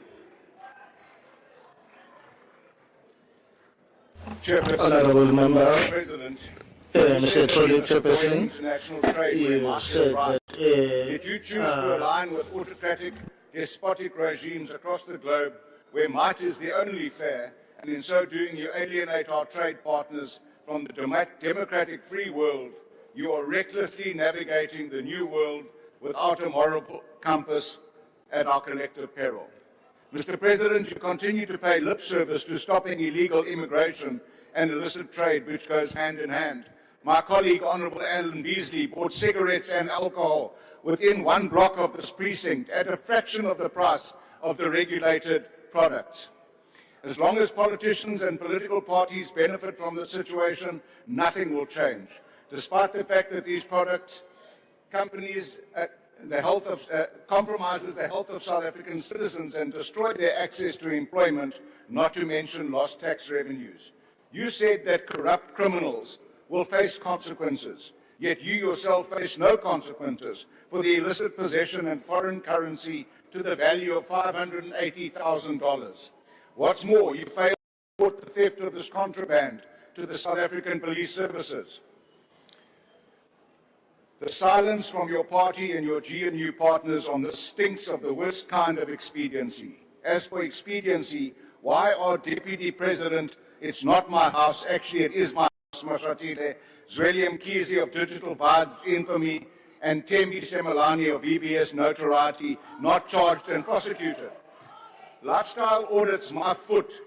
Even the MPA officials have refused lifestyle audits, and it's clear as to why they do that if you watch the Madlanga Commission and ad hoc committee on our TV screens daily. No, Mr. President, you cannot fictionalize your legacy. It isn't shaped by spin but by facts. You are right about your government and your bloated cabinet of ministers promoted above the Peter principle, lurching from one crisis to another. Local government is a mess, and your stopgap intervention in the G20 summit by putting a plaster on the wound. The pus is oozing out again, and there's no despite the Vaal River system overflowing. This is a reflection of what it's come to represent. Your MEC for Health says sleeping on a hospital floor is a preference. The Gauteng Premier, Antoinette Lusufi, says he too is inconvenienced by having to shower at hotels. This reflects a callous disdain for lived reality of South Africans. At last, you have intervened in the foot and mouth disease disaster. This 4-year-old outbreak has not been contained due to the systemic neglect and collapse of the ARC and Honest Report biological products that were once world-class facilities. The previous administration spent R500 million to build a world organization of animal health recognized good manufacturing practice vaccine production facility, and we have nothing to show for it. The Minister of Agriculture is sitting on the investigative report, and those responsible for this disgrace are still at the forefront of controlling the disease. Mind-boggling. This state-controlled disease is out of control. Comprehensive vaccination is no one's inspirational decision or choice. It is a desperate last resort because the spread of the disease can no longer be contained. Take note that the Western Cape government, who've jumped the queue to get vaccines, are now also wanting to procure their own vaccines because they don't believe that the bureaucratic bungling of the responsible department and ministry will deliver them to them. If your disaster declaration is to be successful, it's not to ensure the control of animal movement and further destroy economic livelihoods in the sector. Your sole focus should be the urgent acquisition and delivery of affordable and effective vaccines, something that the department can't seem to do, and to facilitate the emergency vaccination of contaminated and uncontaminated herds. Vaccination of clean herds mitigates against devastating production loss and livestock mortality. Farmers and their cattle are literally dying for vaccines. Mongameli, Boisagele. The livestock is being damaged and its life. 10 years ago, a mine shaft collapsed at Lily Mine in Mpumalanga, swallowing 3 South African miners in a container. Previously, mine rescue teams were sent to Chile. We have rescued and retrieved illegal miners, Zamazamas, dead and alive from the Stilfontein and the Buffelsfontein mine, at incalculable cost to the state. Yet you've left these 3 in that container. If Von Mnisi says, do not remember me only on anniversaries, remember me every time you choose profit over people. Solomon Yerende says, I was left underground, but my family lives above ground. Their pain has never been relieved. Pretty says, I went to work to earn bread for my family. I did not know I was walking into my grave. 10 years later, my children have grown, but I have not come home. Your Minister Mantashe has promised repeatedly in this parliament by saying, Sizabakupa, Nizabakupa. Yet, the parents of these deceased and neglected miners are still stuck in despair, and for the past 8 years have camped 1,000 meters from the mine entrance, watching Zamazamas go to work at the mine, where the business rescue practitioner is stuck in a careless time warp of inaction. Your government You has don't no care. Remember, your time is up. Honorable Reverend K.R.J. Mishwe.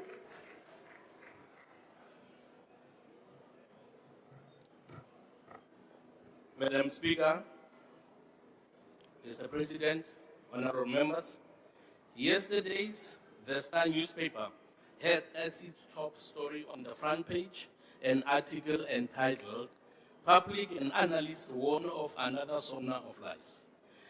It was subtitled, Critics noted that the President has a history of announcing initiatives that remain unimplemented. The article went on to say that the President's ambitious plans include economic growth, job creation, crime reduction, and service delivery. Mr. President, in short, they are saying implement your ambitious plans. While the ACDP and most South Africans are relieved that load shedding seems to have come to an end, we are nevertheless concerned that we now have water shedding. Pre-1994, many of us looked forward to the fail of apartheid, but did not foresee a new form of suffering that will be caused by poor service delivery and the destruction of our critical infrastructure.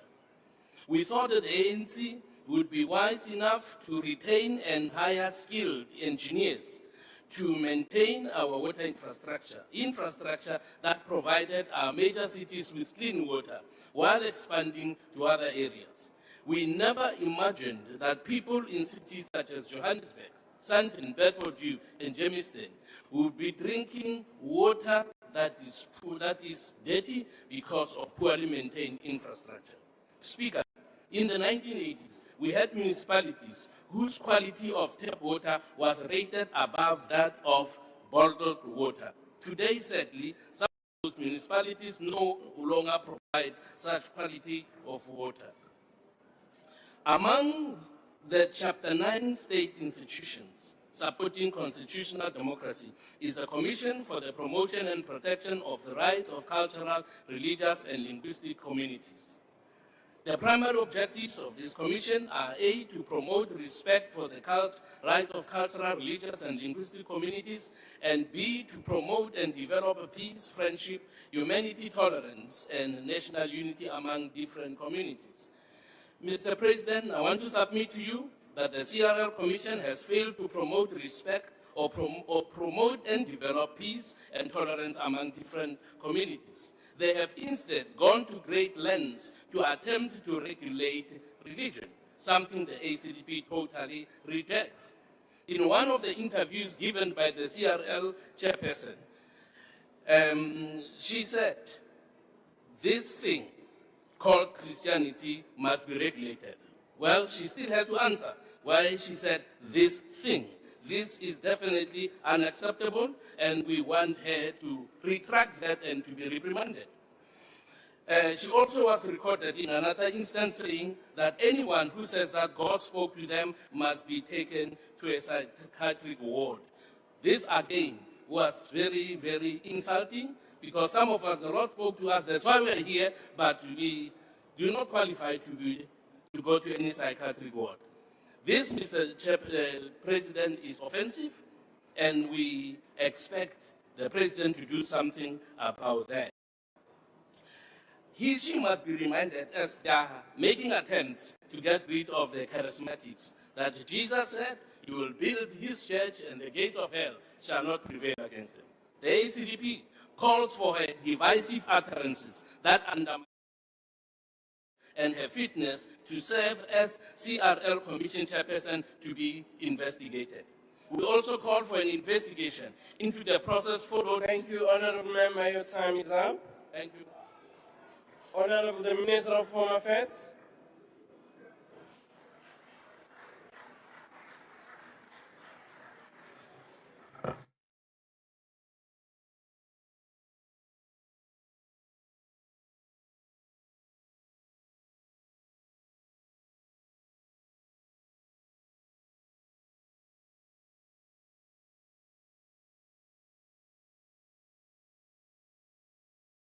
And the service officers, please help the Minister.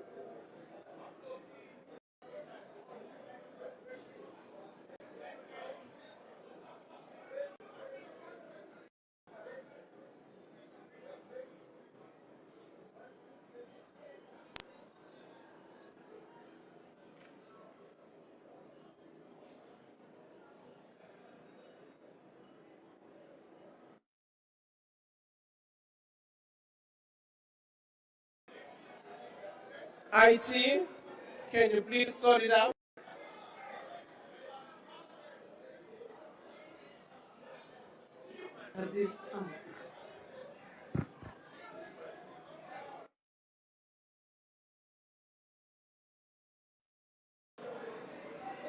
Speaker. Order. Yes, you can take a point of order. Thank you, Speaker. While they're busy with that, these plugs don't work. There's no power in here. Thanks. Very much. I'll also try and ask them to deal with that. Honorable Skosana. Ngiyathokoza Speaker. Lokhu kuyakutshela ukuthi iGNU iyahluleka Speaker. Sihlula inelula kangaka Speaker. Awani siphathisa inhloni. Order, Honorable Member. This is the work that Parliament and Public Works were doing in terms of the dome, not government. Honorable Schreiber.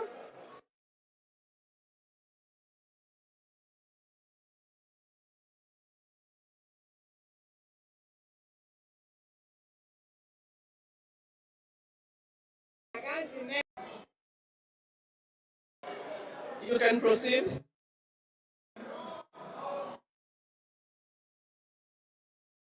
Order, honorable members, we can have a 5-minute break while we are sorting out the communication system. Oh, to-lo-lo, to-lo-lo. Oh, to-lo-lo, to-lo-lo. Oh, to-lo-lo, to-lo-lo. Oh, tololo, tololo. Oh, tololo, tololo. Oh, tololo, tololo. Tololo, tololo, tololo. Capacity, yona. Tololo, tololo. Tololo, tololo, tololo. Ushinu magashe yena. Tololo, tololo. Tololo, tololo, tololo. Capacity, yona. Tololo, tololo. Tololo, tololo, tololo.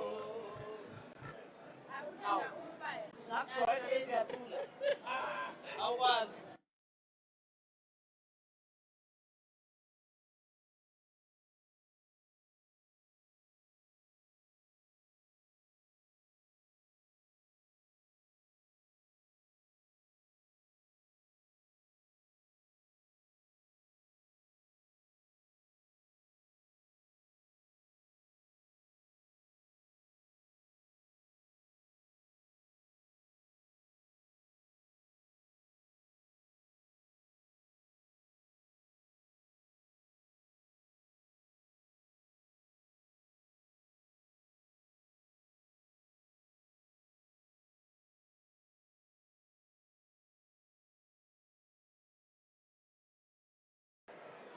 One, two.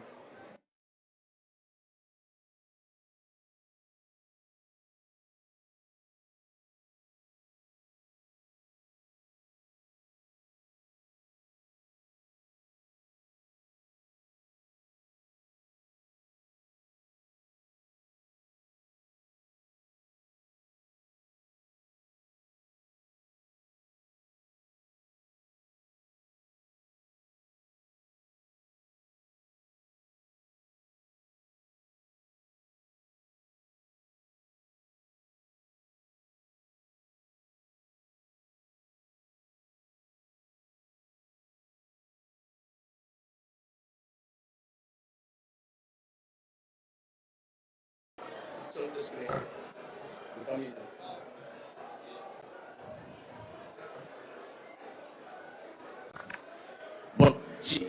Bogey mic, 1, 2, 1, 2.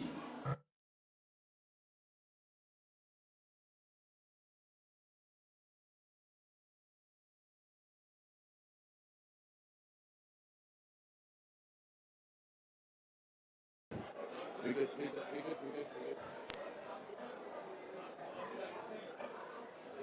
Oh, we good.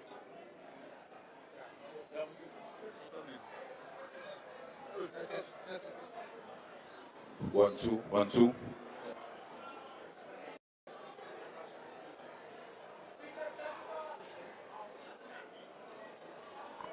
Order, honorable members.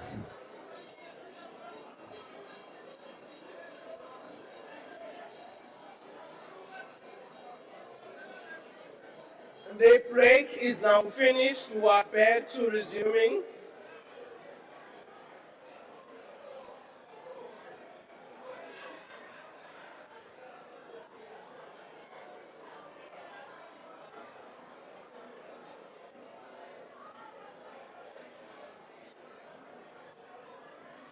Order, honorable members, can you please take your seats so that we can resume the debate?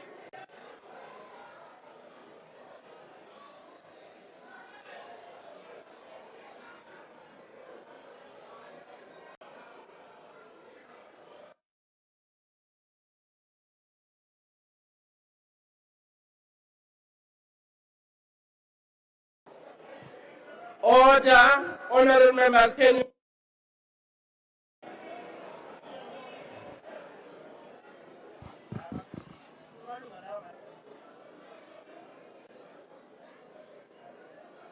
Can members settle down?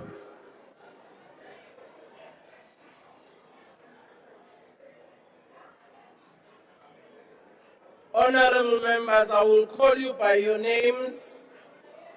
so that you can sit down. Maybe you don't hear when I'm calling you as honorable members.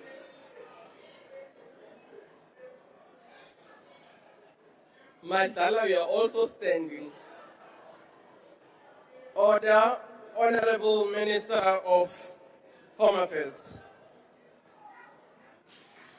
Honourable Speaker, last year I stood at this podium and outlined the key priorities that the Home Affairs ecosystem would deliver during 2025.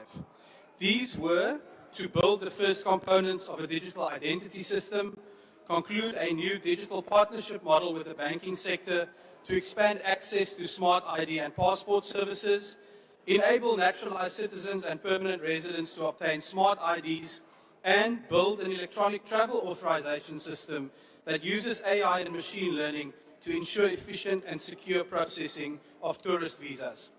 In 2025, Home Affairs not only delivered on each and every one of these pledges, we went far above and beyond. As a result of our reforms to the online verification service and other upgrades to internal systems, I can today announce that the turnaround times for smart ID and passport applications have been cut by an incredible 66.7%. This is what building a capable state looks like in practice. And this is why we issued a record 4 million smart IDs in 2025, a near doubling in efficiency compared to the previous annual average. Additionally, when the Constitutional Court affirmed in May 2025 that Home Affairs must reinstate the citizenship of South Africans who had been unconstitutionally deprived thereof, we turned a challenge into an opportunity. In the past, implementation of this judgment would have required affected people to stand in long queues and fill in mountains of paperwork. But we rejected the old way of doing things and instead enabled South Africans to verify and confirm the reinstatement of their citizenship online through facial recognition within just 1 hour. The technology we built for this portal is also a key component of the digital ID system that we are rolling out in 2026. If you want to get a taste of the future we call Home Affairs at Home, simply visit myhomeaffairsonline.dha.gov.za. Die dramatiese hervorming van binnelandse sake maak dit duidelik dat die DA ons ondernemings aan ons kiesers gestand doen en 'n reuse bydrae lewer om ons land vorentoe te neem deur die regering van nasionale eenheid. The track record we have built over the past 20 months is also the reason why I can proudly tell this House today, you ain't seen nothing yet. In 2026, the best is about to come for Home Affairs. Our showpiece reform this year is digital ID, with the core biometric technology already live for the citizenship portal, the front-end user interface. Through digital ID, South Africans will not only be able to access the enabling documents on their mobile phone, but they will also be able to remotely verify their identities using secure facial recognition. Of course, Speaker, even in a digital world, there remains a need for greater access to secure physical documents, including the smart ID and passport. Within the next few weeks, we will launch the first set of bank branches offering these services through our new digital partnership model. Honourable members, this will mark the beginning of the end for long queues at Home Affairs. Under the new digital partnership, you will be able to walk into your local bank branch, including in rural and underserved areas, and apply for a smart ID in as little as 3 minutes. The Home Affairs digital revolution is also enhancing border security and immigration management. Following the successful launch of the ETA ahead of the G20 leaders meeting, the Border Management Authority, in collaboration with the South African Revenue Service, is currently expanding facial recognition cameras to all international airports and major land ports. Once this is complete, we will scale up the ETA to eliminate visa fraud, ensure that biometrics are recorded for every foreigner who enters South Africa, and enable legitimate tourists and travelers to obtain visa outcomes digitally within 24 hours. At the same time, the preparatory work for the public-private partnership to physically rebuild the 6 busiest land ports of entry is nearing completion, with an announcement to follow shortly. Speaker, these reforms, coupled with the President's announcement of more labour inspectors and greater funding for border management, as well as the proposals contained in the draft white paper on citizenship, immigration and refugee protection, lays the foundation for major progress against illegal immigration and illicit trade this year. Honourable Speaker, through focused delivery on these priorities in 2026, the digital-first, modern and efficient Home Affairs we are building is fast becoming unrecognisable from the problems that people had before. This is the DA difference that we proudly contribute by working together in the GNU. And in 2026, the best is about to come. Thank you. Thank you. Honorable the Premier of Northwest.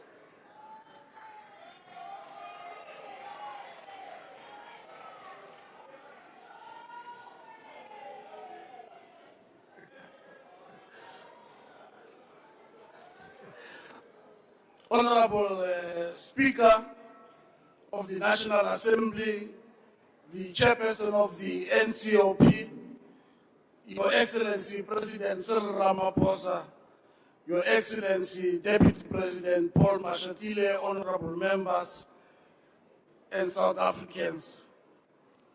Honorable Speaker, the year 2026 marks the 50th anniversary of June 16 Students' Uprising. As we mark this important milestone, we do so cognizant of the sacrifices made by students and the youth leaders of this generation. Their enduring resilience in the face of adversity continues to inspire us to be of great service to our nation and her people. They are part of a political infrastructure which inflamed a trajectory which led to the country's democratic breakthrough in 1994, culminating in the adoption of the Constitution in 1996. It is their sweat and blood which nourished the creation of a non-racial, non-sexist, democratic and prosperous state. Honorable Speaker, we have gathered here today to yet again commit to our ongoing efforts of building a capable state, one that is characterized by the will of the people and is able to prioritize their needs and find solutions to their challenges. Honorable members, many of our people still bear the burden of past injustices. The promises of our heart-fought democracy remain etched in their hearts and minds. Therefore, our participation in this debate is not merely about catchphrases and how eloquent we sound to say public opinion. As a province, we are hard at work to turn the tide against a lightening of socio-economic challenges afflicting our developmental trajectory. The upward trajectory audit outcome speaks to the systems we have put in place to ensure that we put emphasis on ethical leadership. And as such, 8 out of 10 departments received clean audit and unqualified outcomes in the last audit cycle. This stability has trickled down to the departments such as health, as it continues to lead the pack in the drug-resistant TB management in the country with a success rate of between 84 and 86%. These efforts have also been bolstered by the allocation of additional 200 million rand for the employment of nurses, doctors, specialists, as well as procurement of new ambulances. Furthermore, the NSC result of 2025, which currently sits at 88.9, the 4th highest in the country after affluent provinces, is consistent with our efforts of infrastructure development in our distressed communities. There is equally improvement in the overall outcome of these results in our rural and farming communities. And as a consequence, we have managed to reduce the learner performance gap between disadvantaged schools with Resource 1. And as a matter of fact, 54% of bachelor passes in our province were recorded in no-fee schools. Honorable members, we are at heart like fixing local government. We are working hand in hand with the national government, and we have brought stability to the local municipality of Ditsobota following the introduction of the National Cabinet representatives. We have descended into the Matosani local municipality with a view to strengthen existing intervention measures to improve the situation. On a very positive note, the Ramotsirumila local municipality this Friday will be signing a memorandum of cooperation with Infrastructure South Africa under the auspices of Adopt a Municipality initiative. This will see the municipality benefiting from various infrastructure projects that are aimed at expediting provision of services to the residents.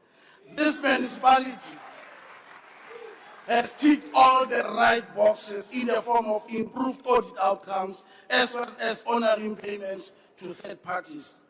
We have recently, as a province, convened what is called local government Kota Kote under the theme, every municipality must work. This is part of the ongoing commitment by the provincial government to ensure that all municipalities are functional, responsive, and accountable to the people they serve. Honorable members, there are encouraging signs of recovery after the province recorded 42,000 new jobs in the third quarter of 25-26. In the fourth quarter, it registered 36,000 additional jobs. This is a reduction of unemployment by 3.1%. Our efforts, members, of creating additional 12,000 jobs are gaining traction as we seek to implement the Budala Special Economic Zone, which will be anchored on investment commitment amounting to 12 billion rand. We envision the SEZ license in the next financial year.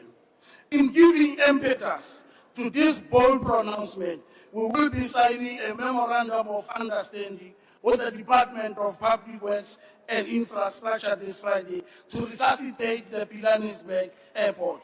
We will be collaborating and working with Infrastructure South Africa. And once fully operational, the airport will serve as a strategic access point to Sun City, Pilanesberg National Park, as well as a special economic zone, thus creating various economic opportunities for our locals. This economic drive is further amplified by the implementation of 4 critical roads projects at Matibeng, Moses Kotane, Taun local municipalities, and they will serve as strategic corridor routes between the provinces of Gauteng and the Northern Cape. We have set aside a budget of 980 million rands this financial year so that we're able to create employment and sustain our jobs. The Department of Public Works and Roads additionally has been allocated another 256 million, which includes around 150 million in the form of disaster relief fund to address repairs of roads and bridges that were damaged during the floods last year. Moreover, the construction of 2,900 housing units across the 4 districts of our province is well underway. We have resolved to utilize 80% of the budget to complete all blocked housing projects in the province. To date, 70% of those projects have been completed. Just last year, we have handed over 300,000 housing units to residents of Ching Extension 19 in Ventersdorp in JB Maas. We have resuscitated the operation of Bulela Metsi. Several water projects in the province are in various states, in Dinokana, in Tabane, in Ibelecheng, in Ikacheng, Lonely Park, Joburg, Elton, and Kanana. All these projects are at different completion periods. Honorable members, plans are already in motion for the commercialization of rural and communal farms at Springbok in the Zobota local municipality. Over 100 farmers across 23 villages will benefit from this 40 million rand initiative in the Ngaka district. The Provincial Disaster Management Center has been activated to assist farmers and help them to arrest the spread of the foot and mouth disease in the province.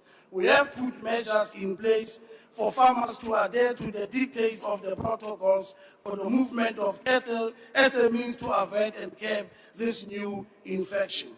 As I conclude, Madam Speaker, the Nigerian author and novelist Ben Okri averts, and I quote, "Where there is perfection, there is no story to tell," unquote. We have never claimed to be perfect, but will be true to the cause of reversing all the injustices meted on our people over 300 years of colonial apartheid rule. Let's build communities together.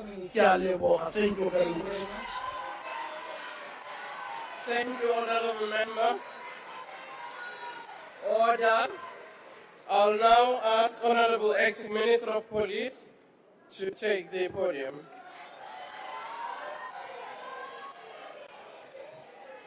A long way. Madam Speaker, Chairperson of the National Council of Provinces, His Excellency President Cyril Ramaphosa, His Excellency Deputy President Mashatile, Ministers and Deputy Ministers, Honorable Members of all parties. My condolences to Reverend Jesse Jackson's family. Order, Minister, if you can take your seat. Yes, Honorable Mauta. Thank you very much, Speaker. I mean, can we be respected? Everybody's been addressing us there, has been standing. Now this one is addressing us seated. This is unfair. Honorable Mauta. No. Order. It's wrong. Order, Honorable Mauta. That's not a point of order. I do think we need to respect one another because nobody chooses the height that he or she has. Honorable Minister, you can continue. You are standing, we can see you. Thank you, Honorable Speaker. Those comments really don't offend me, Honorable Member.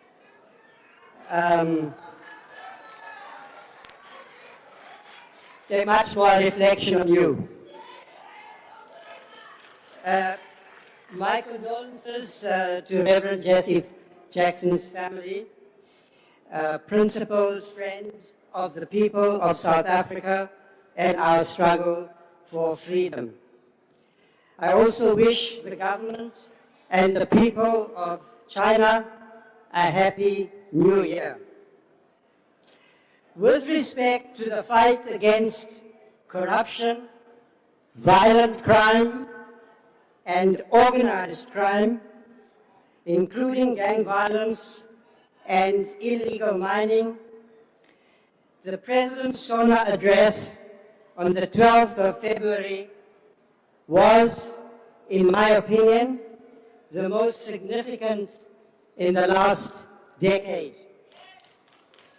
The President's speech recognized that the well-being and security of our people must be the core priority on which inclusive economic growth and the proper functioning of our democratic institutions is dependent. He set out a clear vision for the coming decades, as well as detailed action plans that must be implemented if we are to achieve our objectives. I confirm that the National Commissioner of the South African Police Service and the Chief of our Army met yesterday to finalize the deployment plan, which will begin in the next 10 days.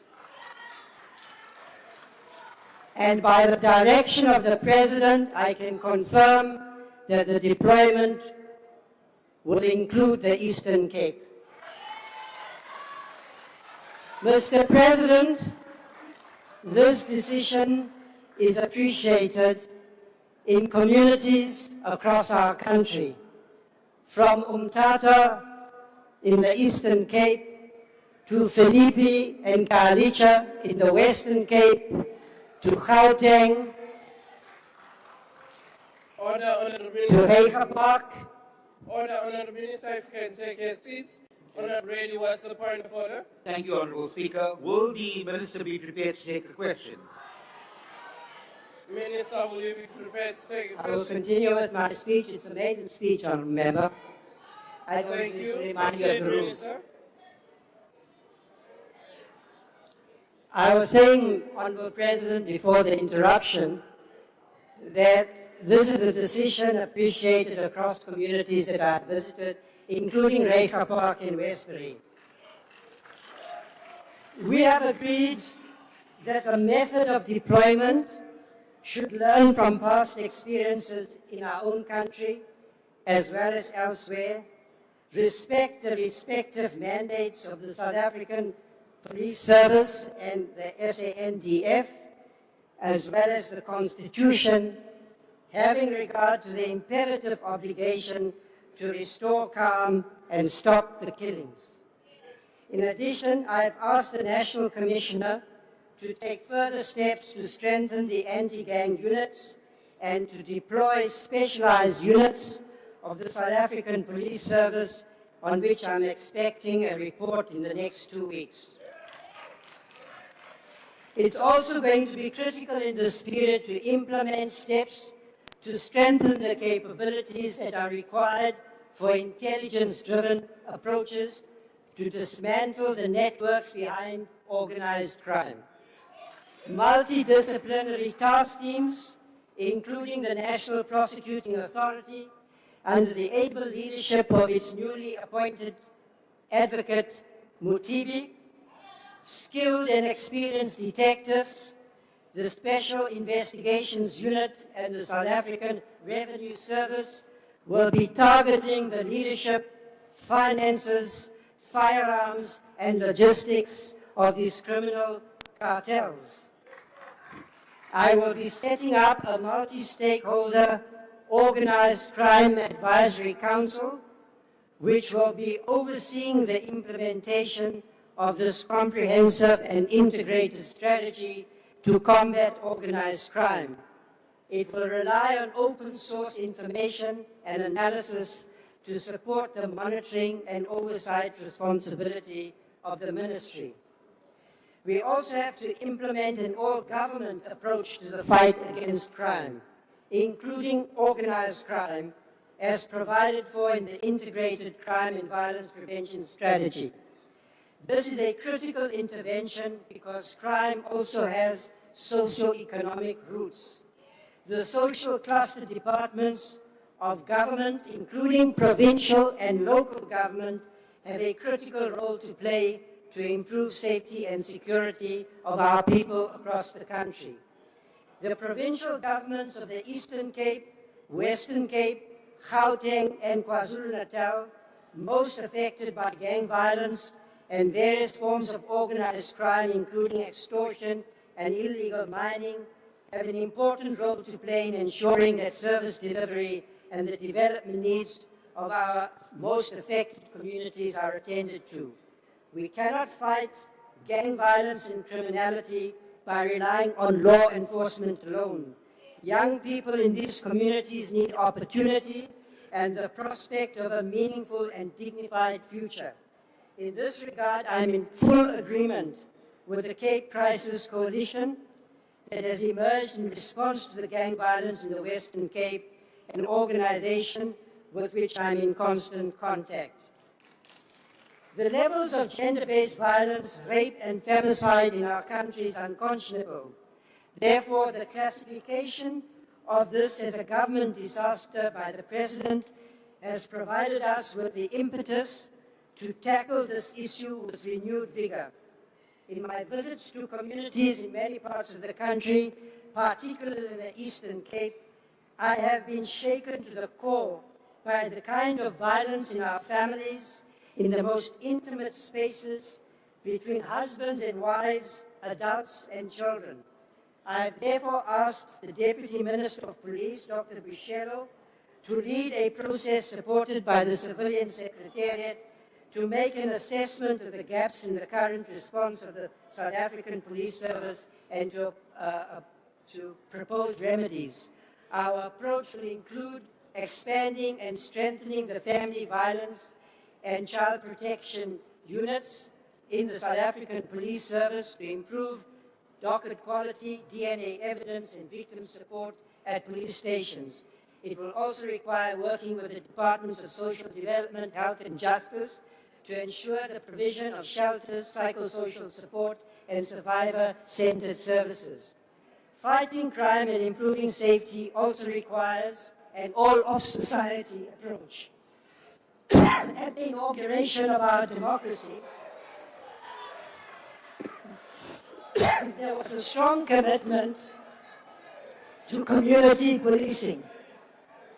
It appears to me that this project has lost some direction and impetus, and that a renewed effort has to be made to involve communities across the country through community policing forums, patroller programs, and neighborhood watches.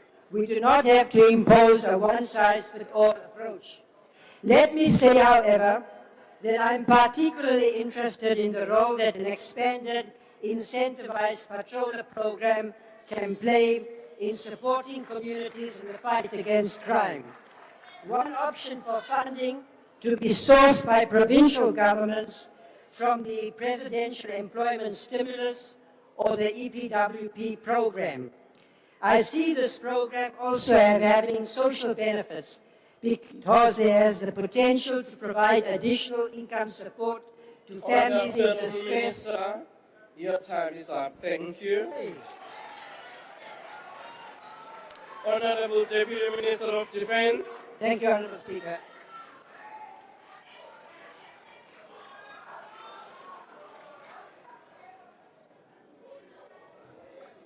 Madam Speaker, Honorable President, Speaker. and Deputy President. Speaker. Honorable Speaker. Sorry. Order, Deputy Minister, can you take your seat? I just wanted Thank to you. check. Honorable Malima. I wanted to check if it's parliamentary because when the minister was talking, I asked Honorable Mantashi to give him water. He said we must give him wine. Order, honorable member. I think both of you were involved in what is unparliamentary. Thank you. There is the water there, which is available in this house. Honorable Deputy Minister of Defense. Madam Speaker, Honorable President and Deputy President, honorable members of this House, Mamalala. The government of national unity will not be judged by the promises tabled during the opening of Parliament, but by whether that skeletal plan is implemented with urgency, discipline, and measurable results. The Sona emphasized economic recovery and energy stability, but sustainable growth also depends on protecting our environment and critical infrastructure from vandalism, illegal mining, and sabotage that damage ecosystems and investor confidence.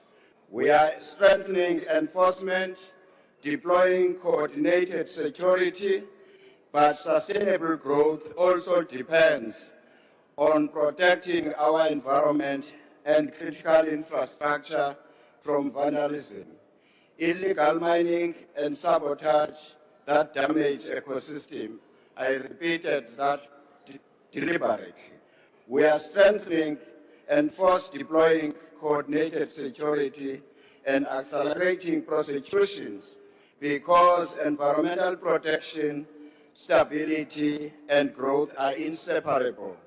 The GNU further recognizes that development cannot flourish without security. We therefore welcome the deployment of the SANDF in support of SAPS in crime epicenters such as the Cape Flats, Western Cape in general, as well as Eastern Cape, and now the issues related to the mining as well.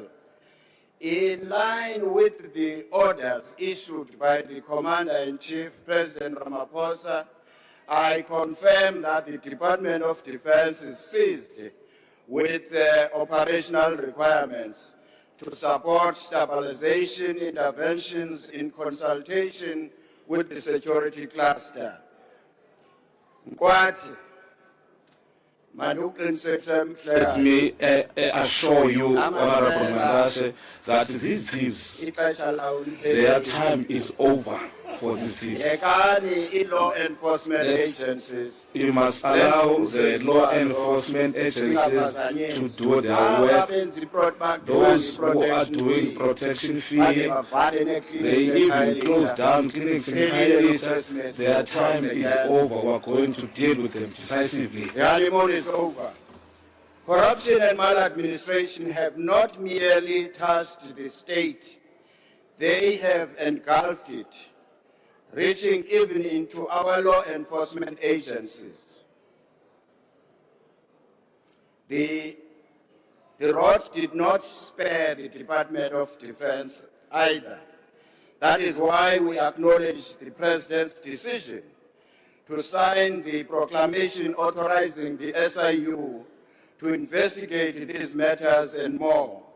Accountability cannot be selective. It must be decisive and it must reach everywhere.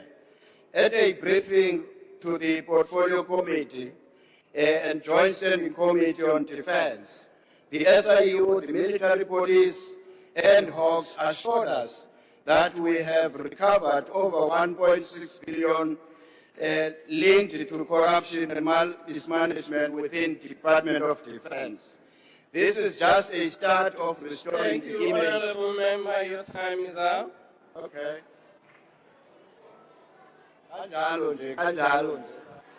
Just like that, just like that. Time is up. Honorable SSZB. Thank you, Honorable Speaker. Honorable President, when we spoke last year before you proclaimed the Madlanga Commission, I said two things. The first was that it was the right decision to ventilate such matters in public and under oath, especially with a highly capable team led by Justice Madlanga. Nearly every day, South Africans get to know who is undermining our public institutions and the rule of law and making all of us less safe. In that way, they can put pressure on you and all of us to make sure that these people are held accountable. In this respect, I want to commend you for responding to what is in the hearts of every South African, that the senior ranks of law enforcement must be re-vetted and cleaned up.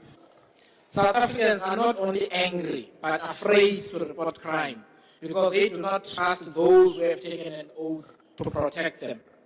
The process of vetting must be adequately resourced and urgently done.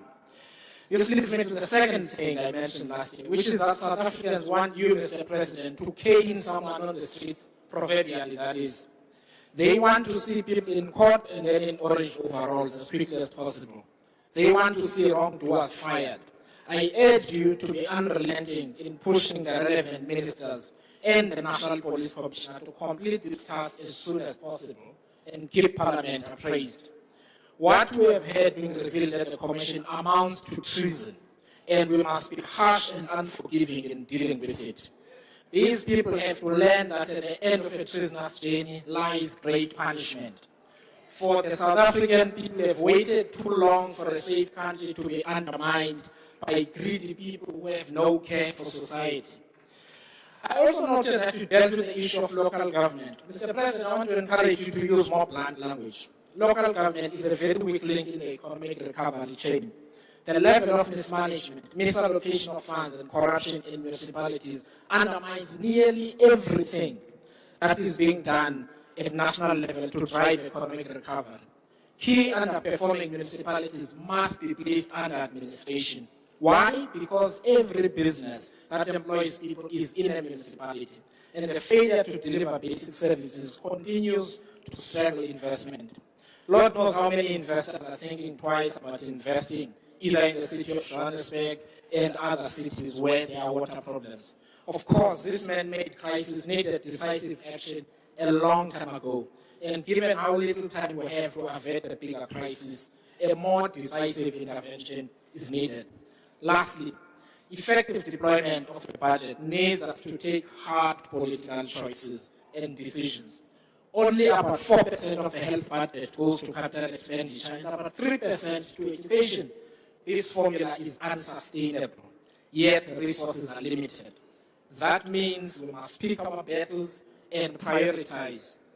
Therefore, the composition of expenditure is the next frontier of the things we must tackle. And I challenge my fellow honorable members in Parliament to push the Finance Minister in that direction. To govern is to choose. We must choose where to direct our limited resources. We must choose between what is urgent now and what must wait until later. Because if we lack the courage to prioritize, we guarantee that nothing of substance will get done. Thank you, Honorable Speaker. Thank you, Honorable Member. Honorable Mama Bula.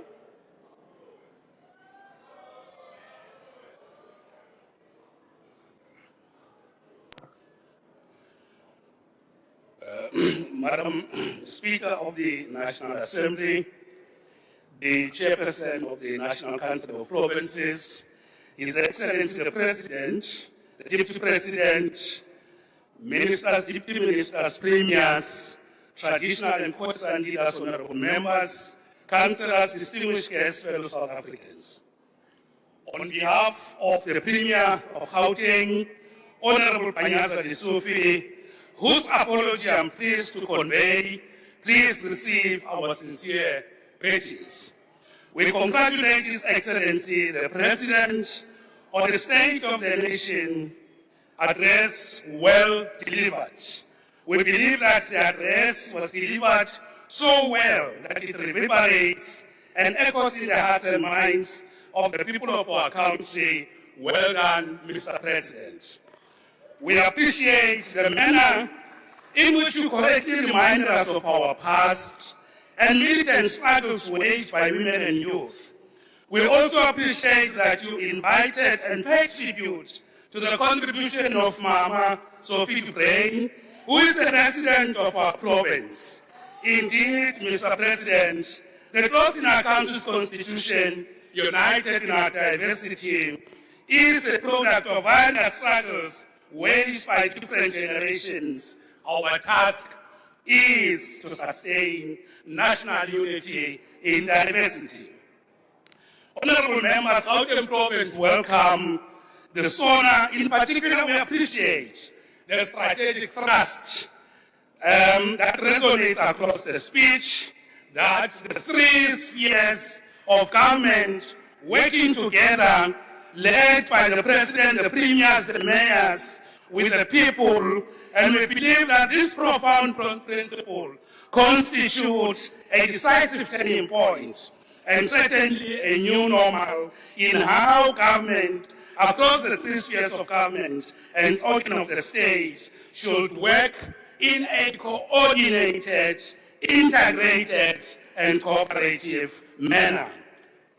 Honorable members of the Gauteng Province, we hold a strong view that the President has put before us, namely the three spheres of government working together, and that this should be seen or treated not as isolated fragments, as one intervention here or one there, but this should be understood as inaugurating a unity of purpose for the renewal of intergovernmental relations to deliver a better life for all, to grow the economy and to improve the quality of life of our people. We say this because the persisting and stubborn legacy of colonialism of a special type was a nationally coordinated project. National oppression and exploitation of people across the depth and breadth of our country. Honorable Mama Bula, if you can take a seat. Honorable Reddy, what's the point of order? Thank you, Honorable Speaker. I just want to know if it's parliamentary for a full minister to take his biltong, eat in front of us, and then tell the country there's no poverty. Is that allowed in the House? Thank you. Order, Honorable Reddy. I will once again ask my camera people to show Honorable Reddy who are missing you. The camera hasn't seen you today, but I take the point. And this is the point for all of us as honorable members. Thank you very much, Honorable Mamabulu. We can proceed, and if you can just move a little bit away from the mic. Yes, thank you. Thank you very much, Madam Speaker. We say this because the persisting and stubborn legacy of colonialism of a special type was a nationally coordinated project. National oppression and exploitation of people across the length and breadth of our country. That is why it continues to reproduce poverty, inequality, and unemployment. We cannot address this legacy through fragmentation, blame shifting, pointing fingers, and working past one another. We need national unity of purpose. This is how, as a province, we understand what the President has put before us. It is precisely through working together as national, provincial, and local government that Gauteng successfully hosted the G20 World Leader Summit last year. Honorable members, as Karl Marx taught us, philosophers interpret the world differently. However, the point is to change it. Honorable members are definitely within their rights to interpret the Sona as differently as they wish. However, we do not have the luxury of diverse interpretations only. We need unity of purpose, as outlined by the President, to work together to change the lives of the people. Honorable Speaker, if we do not adopt this new normal as put forward by the President, we run the risk of what Karl Marx would have advised us, open quote, easy come, easy go, close quote. In other words, we must not, in any other way, do anything except what the President has advised us to do. Let me give some few examples to demonstrate why, as a province, we believe that the President has inaugurated a new strategic line for the rest of us, for the country, and why we need to rally behind that. Now, let's take the issue of water security. We want to say, President, we welcome the establishment of the National Water Crisis Committee, which will be chaired by the President. Already, we have seen the President send ministers and deputy ministers of water and sanitation and culture to attend to the water challenges in our province. We are pleased to announce that there has been significant improvement in stabilizing the water network. We are attending to a number of required interventions, such as increasing water storage capacity in municipalities, reducing non-revenue water, responding promptly to water leakages, replacing old water pipes, and improving the delivery of water infrastructure projects. We also welcome the provision of financial resources to address water infrastructure backlogs. Honorable members, alone as a province, we will never be able to achieve this. I would like to thank Honorable Matudila, the Minister of Water and Sanitation, for excellent leadership and guidance. I would like to thank the Minister, thank you very much for good work well done. On fighting crime and lawlessness, Mr. President, we welcome the decisive announcement on the deployment of members of the South African National Defence Force to assist in the fight against illegal mining. We are confident that this effort will strengthen our fight against crime and gender-based violence and femicide. In addition, we recognize the support and we say thank you, Mr. President, for the support we received working with the ministers towards resolving the problem affecting our traffic wardens. We are very much pleased, President, that the traffic wardens are now formally recognized and designated as peace officers. We are very clear that working alone, Mr. President, we will never have achieved this, and would like to thank you. Let's take the economy and creating jobs. You have clearly and correctly set open codes. All our actions now are driven by the need for rapid and inclusive economic growth to create more jobs and better quality of life, close quotes. You further indicated that Cabinet has adopted and approved a comprehensive implementation plan to drive growth and inclusion. As the economic hub of this country, we can say, without any shadow of doubt, President, to achieve the objectives of the plan, we need to work together as the three spheres of government. No single sphere can grow the economy, create jobs, particularly fight youth unemployment, on its own. We do need to work together. For that, we thank you, President. Let's take health and NHI. We welcome the fact that you visited Dr. George Mukari Hospital and further welcome your approach at working with various public and private financing institutions to finance the building and revitalization of care facilities.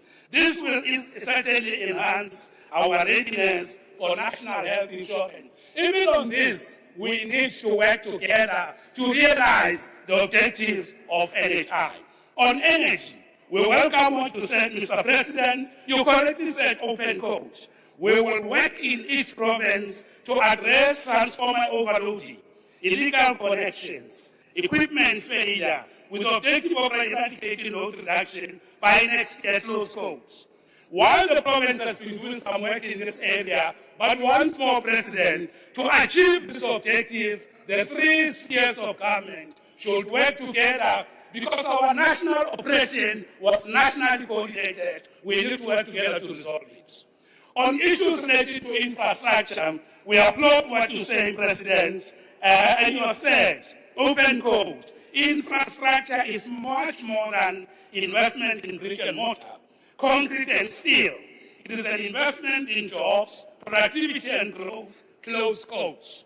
We do need better coordination across the three spheres of government to deliver infrastructure. No single sphere working alone can realize Thank it. you, Honourable. It is for this Your reason time has that we expired. welcome the President. We call on the House to accept, welcome, and endorse the Sona. Honourable Thank Member, you your very time much. has Well done. expired.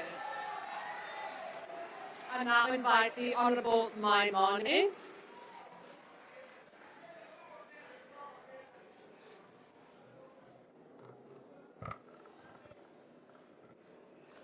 Fellow South Africans, Bagaitsu Dumelang. Mr. President and Deputy President, on Thursday last week you delivered a state of two nations. There is a nation whereupon which South Africans are enjoying reduced interest rates, they're enjoying a stronger currency, they welcome the removal from grey listing. For them, the lights stay on, and ultimately for others, they enjoy blue light brigades and police for safety. In all fairness, Mr. President, there are more police in this precinct today than there are in Nyanga and Gugulethu, where I was last week. Except, Mr. President, there is another South Africa that we need to talk about. It's the one the Statistician General puts at 50% below the upper poverty line. This is where the 12.4 million South Africans are unemployed. This is where they're not feeling relief from the words from last week, Thursday. They waited patiently, Mr. President, to hear you speak about the completion of the establishment of the National Water Resource Infrastructure Agency. It has not been done. You spoke about the woman who marched, but I bet you every woman in South Africa waited to hear about the 16 sexual offences courts which were said to be established in this financial year. They've heard nothing. So, Mr. President, I want to commit to you. We are here to build one South Africa, and I want to work with you to ensure that all South Africans enjoy the true freedoms that you speak about. So when we speak about your speech, we must divide it into three areas: the good, the bad, and the ugly. Here's the good, Mr. President. I celebrate that we are off the grey listing list. I celebrate the fact that this has been ratified by the EU. I celebrate that Africa is the pathway. This is a good thing. On the bad, Mr. President, You spoke about many promises of things to come. Yet in truth, none of them were costed. Here are some costs that you need to count. The SAPs will cost us 435 million rand if we are to increase them. A single unrest scheme is 950 million rand. And a commission of inquiry is another 1 billion rands. If you're looking at an army deployment for 6 months, that's 147 million rands. So, Mr. President, if you want to send the army to the Cape Flats, 64 million rands. If you want to deploy illegal mining, it's 140 million rands. If you want to expand COVID grants, that's 35 billion rands. So, Mr. President, where's the money coming from? Where is the money coming from, Mr. On the President? ugly bits, Mr. President, it may be unpopular to say so, honorable members, but we can send the army as a short-term measure. It will not reduce the 64 murders that take place every single day in this country. So, honorable members, here's what we need to do. If we're serious about the work that we've got to do, Mr. President, I want to ask you, when you respond on Thursday, maybe let's appoint a new ambassador to the US. Secondly, Mr. President, whilst I congratulate the class that just finished matric, but we cannot have them pass at 30%. Let's improve our skilling culture so that more of our young people can pass. If we're serious, Mr. President, let's cut the security that goes to deputy ministers and put them to the Minister of Police so that we have more police in the townships. Mr. President, please promise the people of this country that you will not tax them more to fund your promises. If you commit to those things, I will be the first one to support your plan and ensure that corrupt politicians end up in jail and we build one South Africa that works for all. Thank you very much. Thank you very much. And I invite the Honourable Zungula.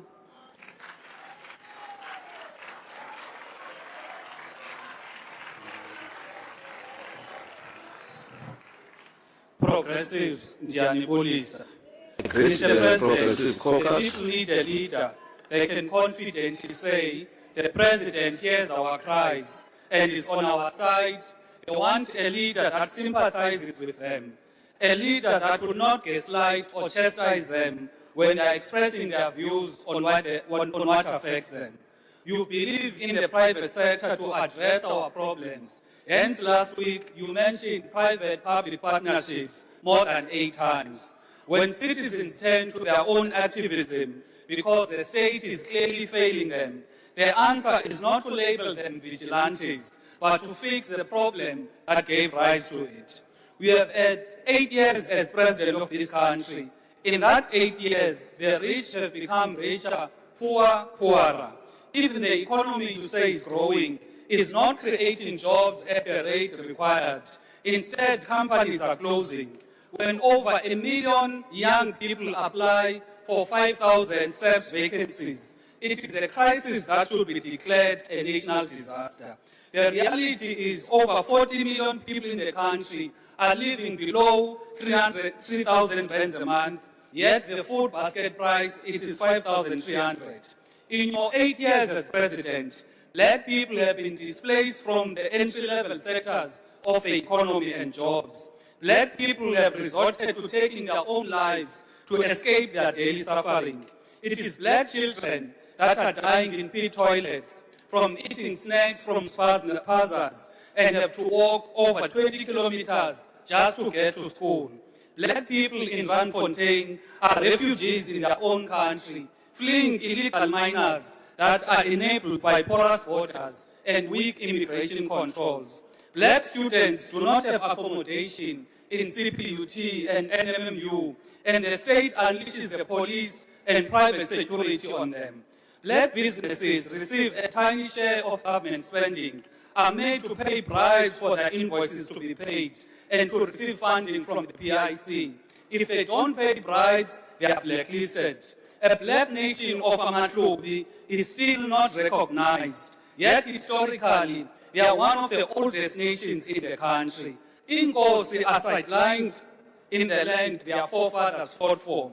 It was in Ngonyama Langalibalele, Chief Auchumato, Inkosi Jongumsobomvu Makoma, who were among the first political prisoners in Robben Island, for resisting colonization, yet the institution of monarchs is undermined by the current government.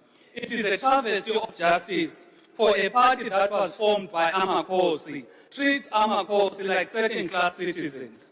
We have to ask this, Mr. President, why is it so difficult for you as the ANC to advance the interests of black people? We are the majority and native to this land, yet black people are the ones who suffer the most in this country.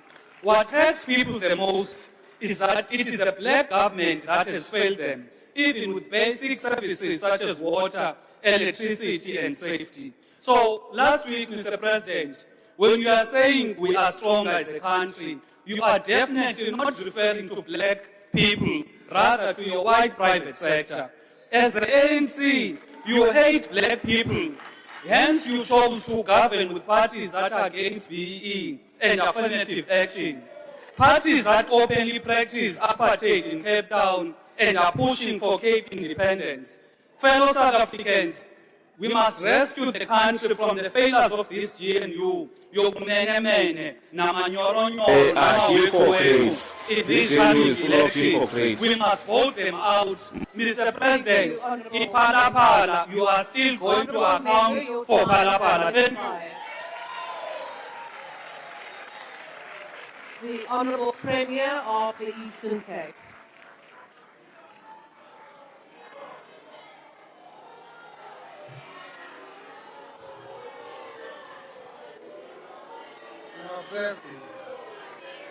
Honourable members, honourable members,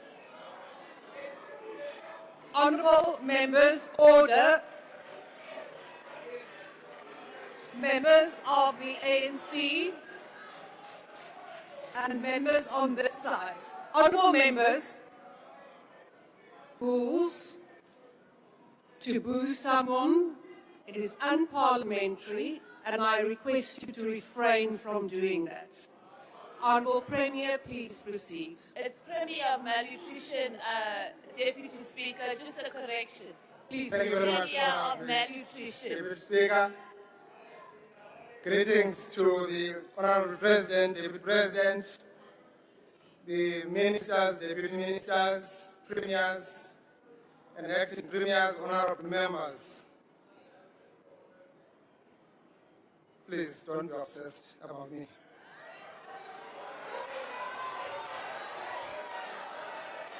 As public representatives entrusted with the historic responsibility of advancing a better life for all, we do not gather in this august house merely to debate policy, but also to reflect on whether our collective actions are improving the lived realities of the people of South Africa. From the rural hinterlands, small towns and industrial corridors of the Eastern Cape comes a clear message. When we invest in people, infrastructure and security, development becomes visible, hope becomes tangible.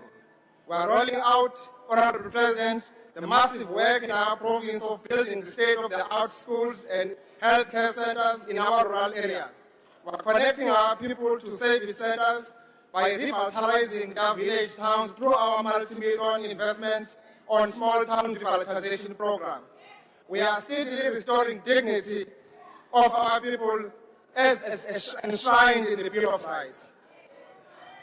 It is on this basis, Honourable Deputy Speaker, that we support the State of the Nation address as a program of action to deepen opportunity, restore confidence, and advance the promise of our democracy.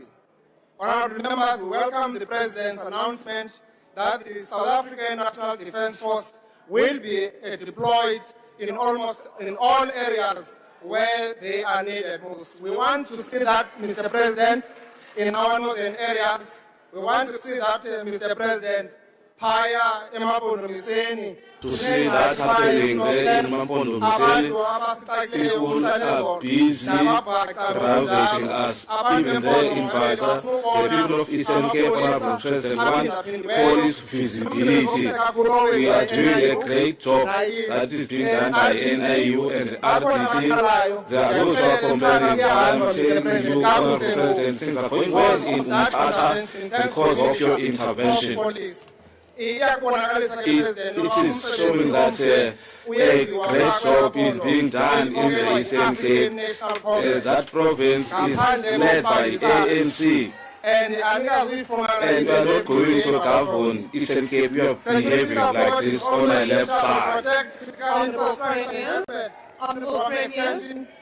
Honourable Premier, please take your seat. Honourable Member who has now raised your hand, could you please indicate the point of order that you are rising on? Can a member take a question on his master's degree and SIU progress? Honourable, no, that is not how it works. Honourable Premier, do you want to take the question? No, not now. When I'm done, Honourable Deputy Speaker. The Premier does not want to, so please proceed. Yeah, Papa, Zero. That's not parliamentary. Withdraw, please. Honourable Premier. Honourable Premier. The Speaker is right. Honourable Premier. Please don't be obsessed with me, please. Honourable Premier, please take your seat. The Premier is correct. Honourable members, and I'm including the Honourable Premier here. Any comments have to be made through the Speaker. Do not engage with the members directly. And the rules are for everyone. Honourable Sona, Premier, please take your seat. There's a point of order. What precisely is your point of order? Ngiyathokoza mgcinihlalo iphakamisa la ngokuthi okhulumako ngaphambili uPremier akahoxise igama lokuthi honorable member ohloniphekileyo uyaphala. It's unparliamentary. Speaker, upapa nyani. Indeed, that honorable member. The Premier did not name anybody. Who tell law? Whose law?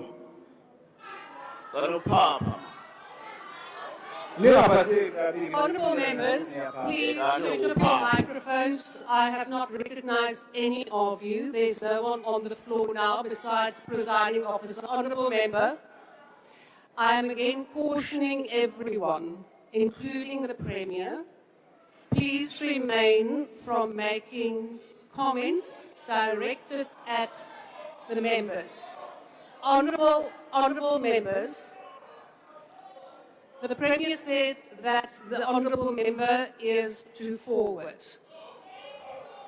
Honourable members, I will then consult the Hansard and come back with a ruling. We will now proceed. Honourable members, that is my ruling. Honourable Premier, please proceed. Please proceed.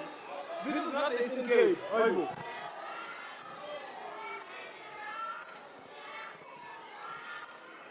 Thank you very much, Honourable Deputy Speaker. Madam Speaker, for the Eastern Cape Rural Development. The rural development is both an economic necessity and moral imperative. Infrastructure investments, roads, bridges, water and connectivity are improving access to markets, reducing travel time for learners and patients, and unlocking economic activity in historical marginalized communities. Every road built narrows the distance between poverty and opportunity. Rural infrastructure is therefore not only about mobility, it is about dignity and inclusion. Work we are doing, Honourable Deputy Speaker, is in partnership with SADNAL, has turned our province into a construction site. We are doing a massive road infrastructure because we believe on what Chinese are saying, if you want to be rich, build roads.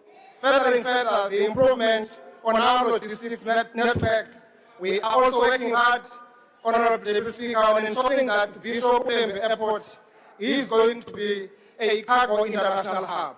We are also attending to the huge backlog of our rural gravel roads network, and surely more support is needed there. Madam Speaker, the Eastern Cape remains the cornerstone of South Africa's manufacturing capability. With the automotive sector anchoring industrial stability and sustaining thousands of jobs.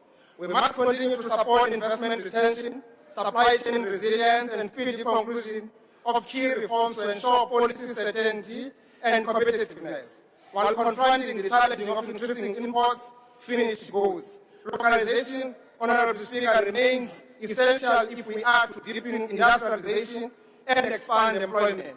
Eastern Cape is now feeling the experience of catastrophic effects of 30% US tariff imposition on the auto sector. But as resilient people, we shall overcome this imperialist attack. We are working hard, Honorable Speaker, on diversifying our economy.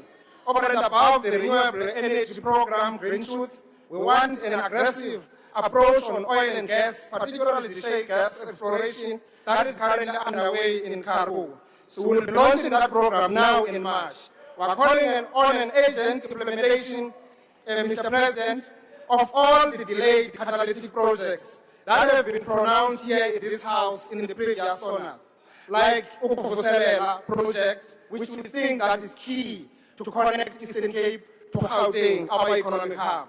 Our LNG, investment in our terminal construction post to create more capacity and performance of our best performing SCZs in the country, the Koha SCZ and East London IDZ. Eastern Cape alone won't be able to reverse this challenge of historic and deliberate systemic economic exclusion of that part of the country. We need more focus and concerted effort with a more collaborative arrangement with all spheres of government. Complementing this, Mr. President, we are also working very hard with the agricultural institutions to ensure that we are actually using agriculture as an alternative in diversifying our economy.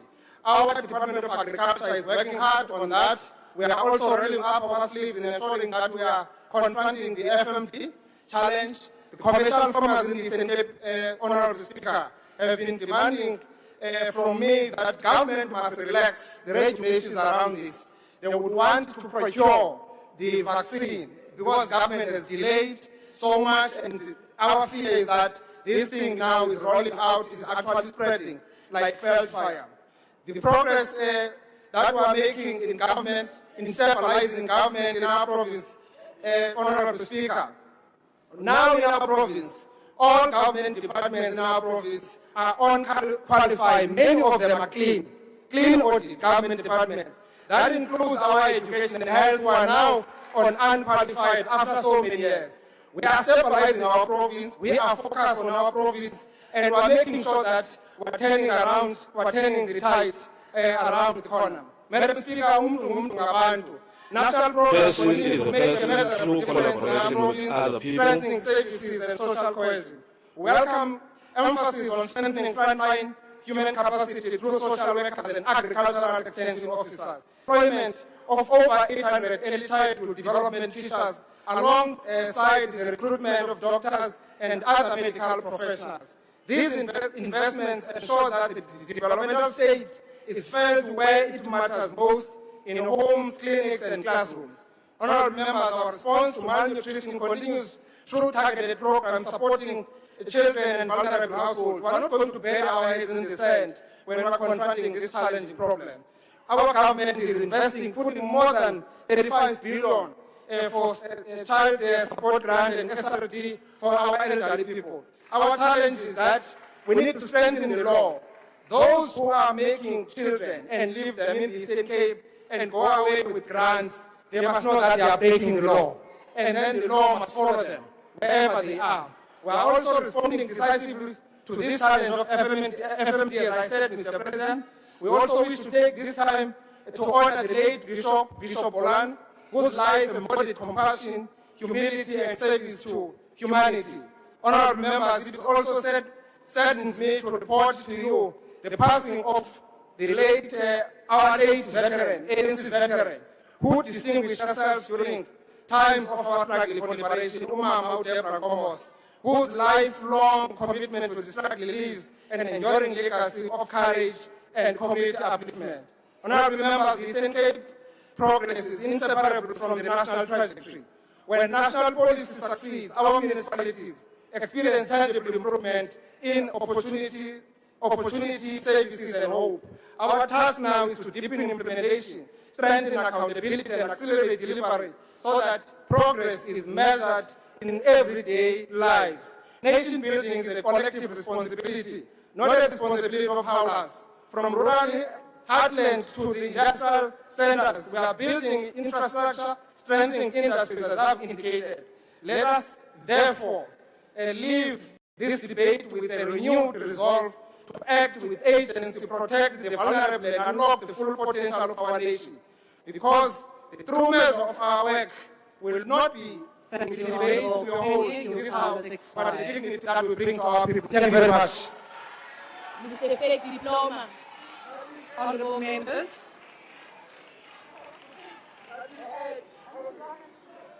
Honourable members, business will now be suspended for 15 minutes for a comfort break.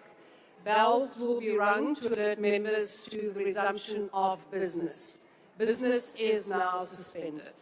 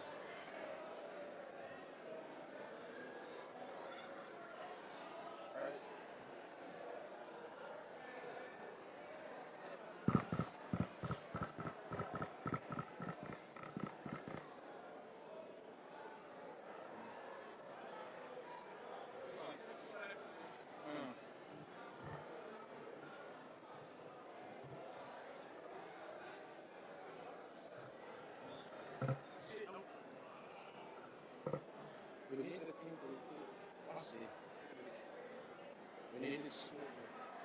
Madam Member.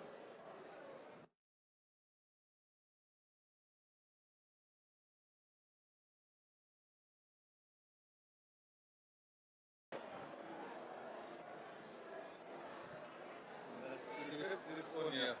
Should we even have this here? Yeah, we need that is.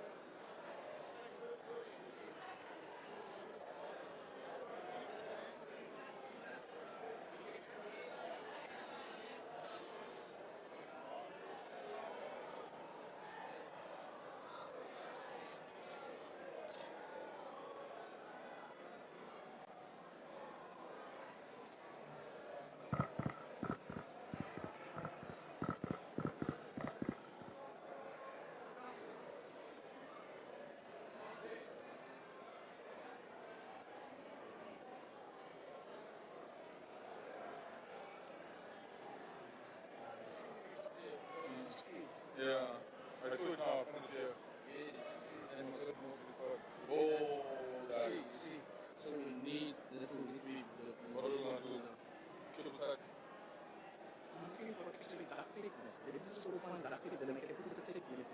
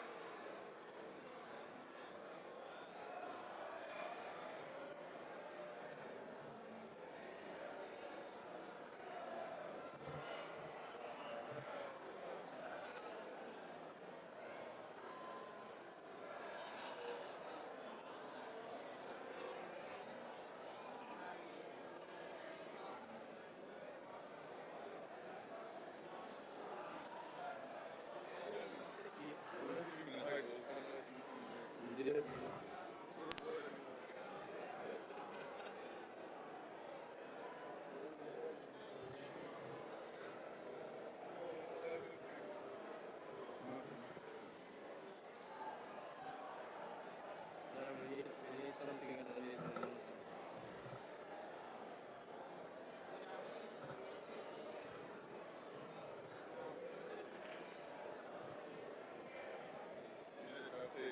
See what happens.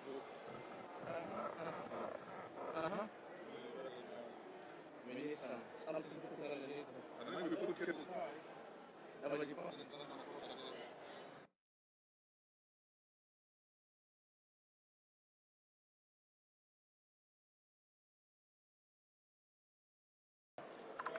Sì. Sai che non c'è posto.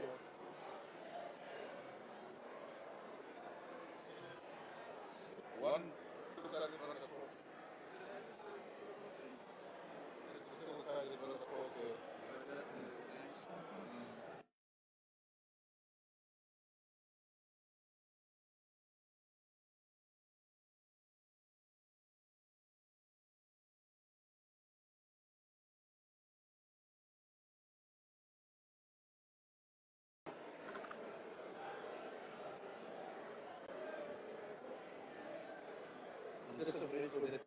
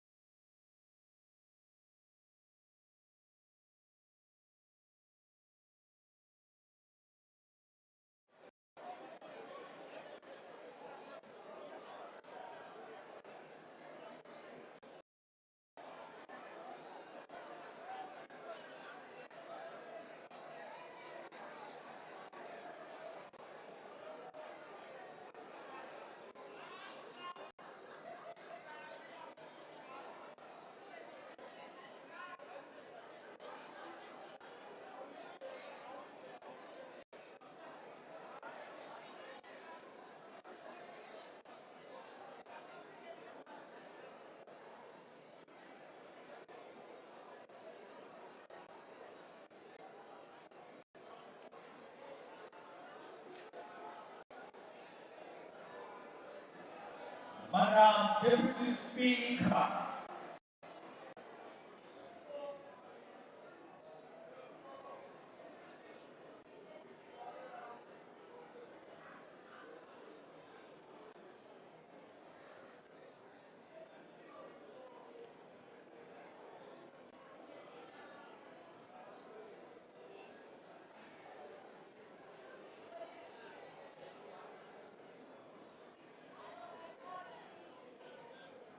Please be seated.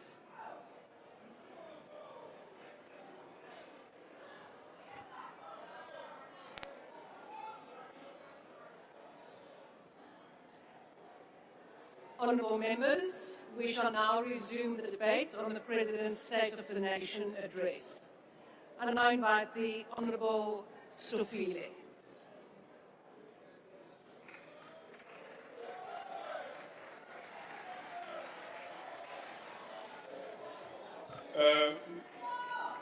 Deputy Speaker, President welizwe lakwethu emhlabihlangene, Sekela Mongameli, the Speaker of the National Assembly, the Chair of the NCOP, the Executive Leadership in the Cabinet, the Premiers of our province, the Chair of the House, and honorable members and different political leadership that is in this House, we greet you in this afternoon. On behalf of organized local government, in the contribution towards the State of the Nation address that has been made by the President of the Republic, which has dealt with the number of issues that our nation is pursuing and the work that lies ahead, we express our gratitude to the President for dedicating a significant portion of his address to local government, particularly in light of the considerable challenges faced by this sphere in serving our people. For citizens, government is always perceived in a manner and a way in which every day they experience governance weaknesses and the development thereof.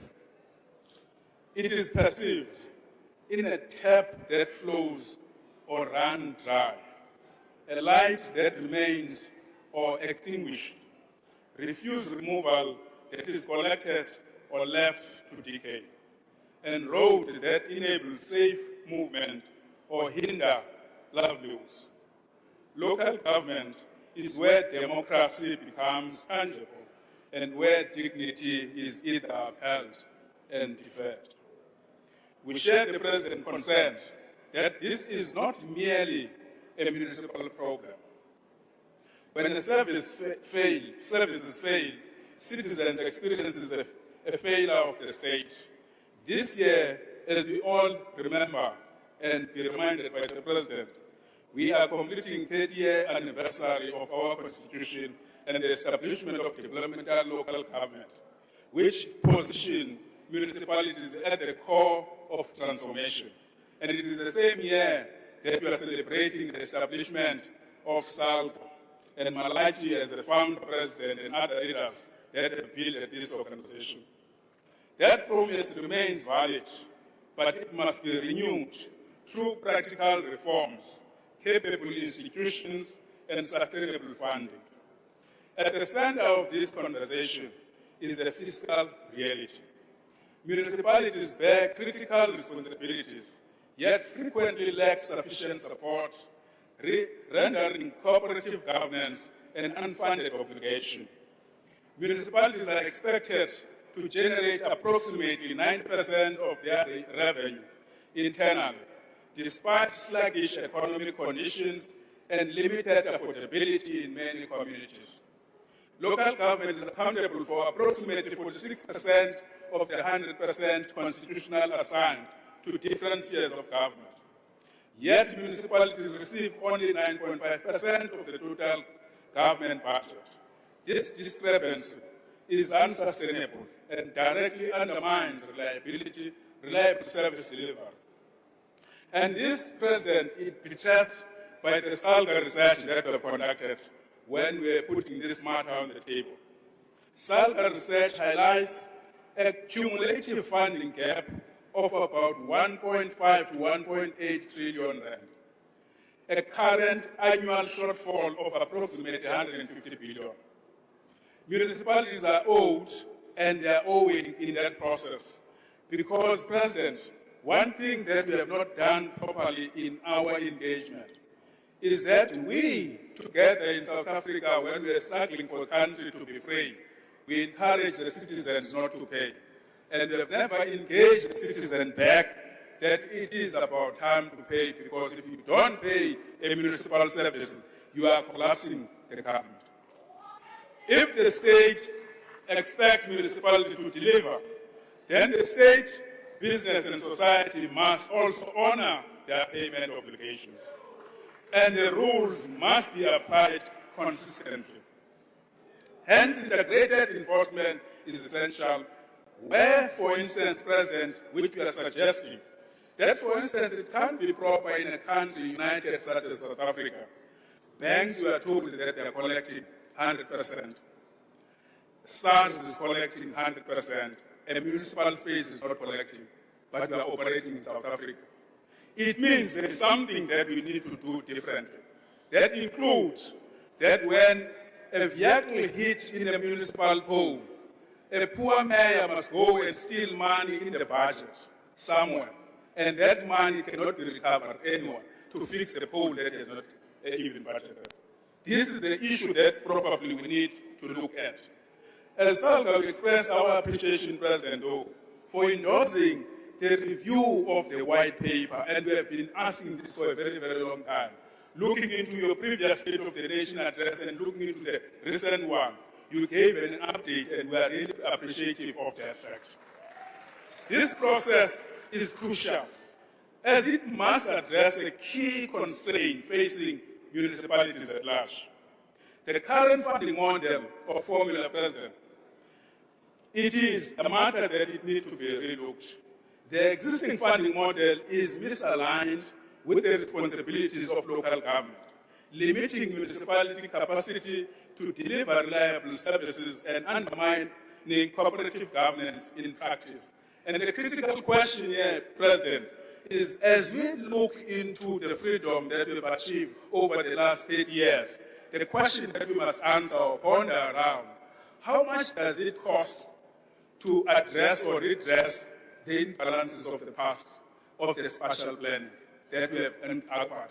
It is important for us to look at that as we look and have engagement with regarding of the funding model of the municipalities. SALGA therefore advocates for comprehensive review that prevents performance regression, strengthens accountability, improves financial sustainability and revenue management, and mitigates the destabilizing effects. And in this process, President, we are requesting the political parties, you leaders, requesting the political parties to play their role. It's political parties that take councillors to council. There is something that is missing in the between. What is that something? And I think it's a matter that probably we need to talk about, address it as we deal with that issue, so that we avoid the governance failures. SALGA welcomes the President's prioritization of water as a national issue and the establishment of the National Water Crisis Committee. Let us explain why we are appreciating this. Which, in the State of the Nation, you said, we are going to tell. We support the coordinated deployment of experts and resources because water security is inseparable from public health, local economies, and social stability. Importantly, this approach, President, gives practical meaning and effect to Section 154 of the Constitution, that the national and provincial government must support local government. And in this way, we are driving that support directed, committed into addressing the challenges, which obligates national and provincial government to do that, to manage their affairs, municipalities, in exercising their powers and perform their functions. Municipalities are struggling, President, to manage water and electricity costs that are rising above the consumer price index, compounded by aging infrastructure, increasing bulk tariff services, backlogs, climate shocks, and inconsistent support conditions that elevate the risk of systemic failures. And you can see this, President. When we did the planning of local government in South Africa, the population was standing at about 18 million. The population today is about 64 million, with an unaccounted people that have visited the country. They are using the infrastructure. And the infrastructure, therefore, is bound to collapse because it consumes more than what it was planned for. While maintenance is crucial, the growing disparity between municipal tariffs and bulk charges is leading to unfunded shortfalls that council cannot sustain indefinitely. Financial pressures can swiftly escalate into a community crisis. For instance, President, the metro of Ekurhuleni around Gauteng adjusted the electricity tariffs, including fixed charges, in response to public backlash as the public were pushing back that. While the city of Cape Town, where we are, they have tried the same. The following the introduction of the new tariffs. Your time has expired. The next speaker is the Honourable Litchfield Shabalala.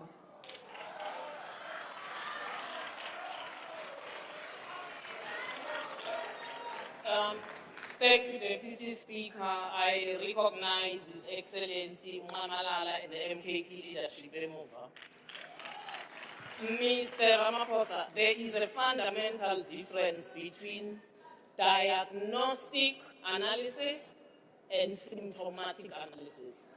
There is no difference between Sona and somebody who's sick, they go to the doctor then diagnoses him so that they can be results. What you gave us last week is based on symptomatic things Osbona in South Africa. Because if you had diagnosed, you would have known. The analysts are telling you, academic analysts, of 2018 until now, the lost decade. And the reason why the reason why they call it the lost decade. The lost decade, the economy only managed to grow by 0.7% annually, meaning the economy was growing lower than the population. So in the last decade that you produced, South Africans have become more poorer. National unemployment has chronically refused to go below 30%. Youth unemployment is sitting at 46%. Now listen to this one, and I'm sure you won't howl on this one. Your last decade has produced 2.8 million chronically food insecure South Africans. It has produced 3.6 million food insecure South Africans. These are not numbers. These are people not more phone the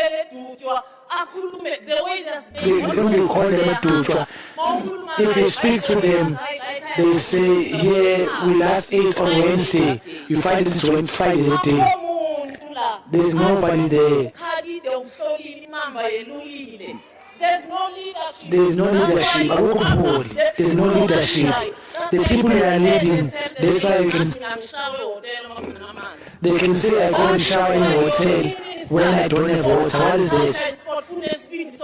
The minister can come here and say how many tourists have come to South Africa. We don't care about that.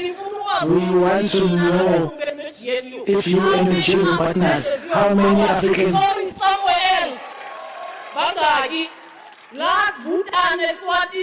how many formally marginalized people can visit Eswatini? That is why your Minister of Defense deploy defense force. He doesn't tell which defense force you are going to deploy. They don't have workwear, they don't have boots, they don't have uniform, they have to buy, they lack equipment. The Navy ships are parked in the Chinatown because we don't have soldiers. Based on symptoms. You are telling us things based on symptoms. The analysts have said this. They said they are going to deploy the defense force. You see, one day you must look into your eyes and tell you, you're a complete failure. You're a complete failure. Go. You need to go. Go now. Because the local government elections, you are going to raise your hands. Something will happen. We are going to kick you out.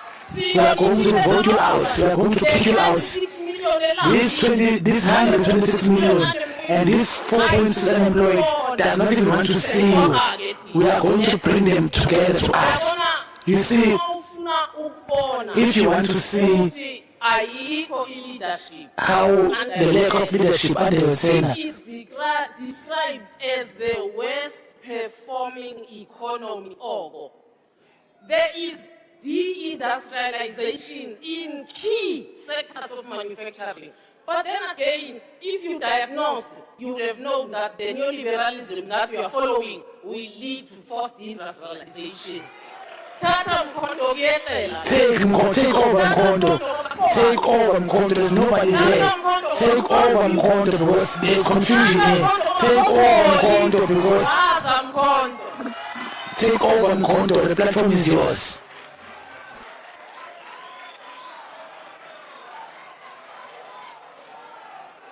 The Honourable Sharif.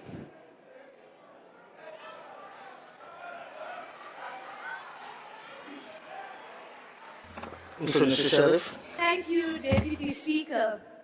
Mr. President, you stood before this House and the nation and paid tribute to the brave women of 1956. You reminded us of their resilience, courage, and sacrifice in shaping our country. You invoked the image of struggle heroes marching to the Union buildings with 100,000 signatures to the doorstep of a Prime Minister who, in your words, did not dare to meet them. Your portrayal of the women of 1956 reveals a stark parallel.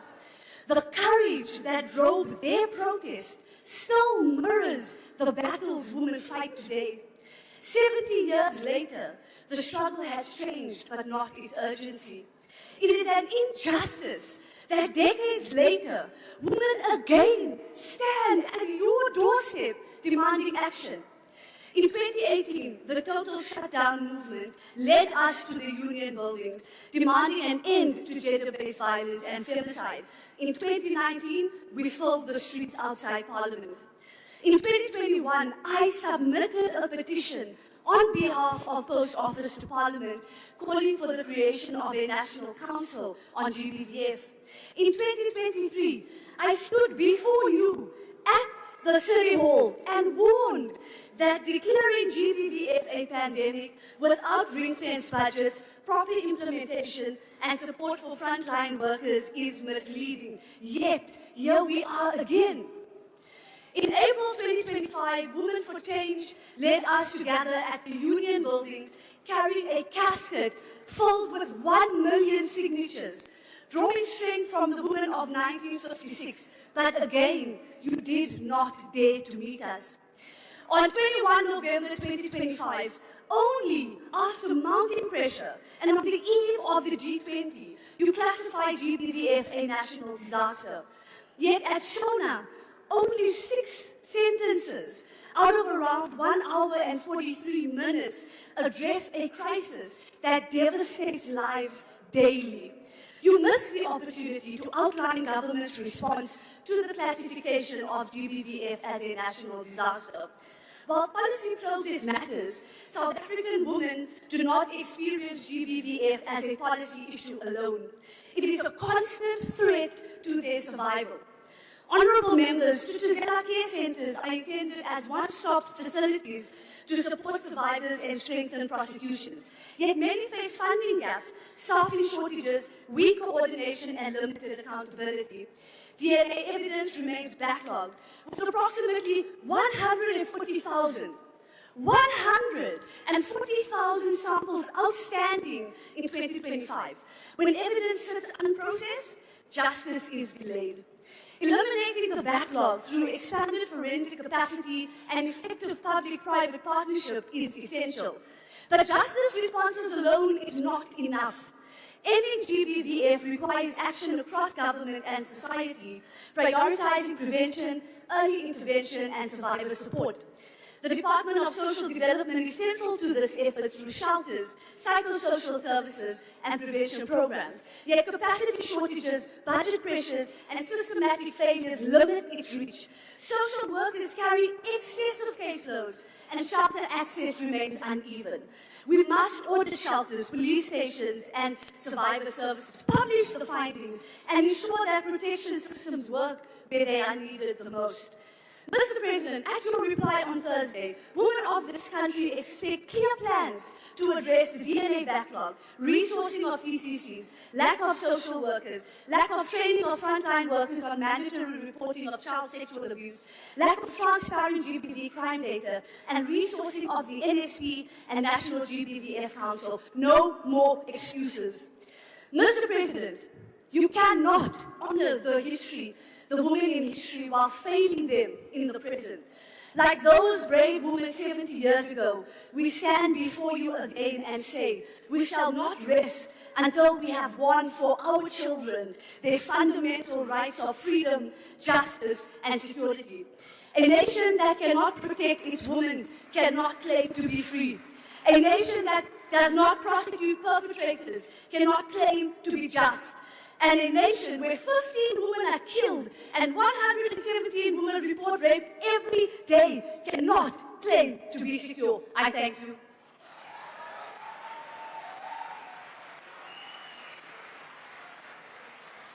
Minister of Trade, Industry and Competition.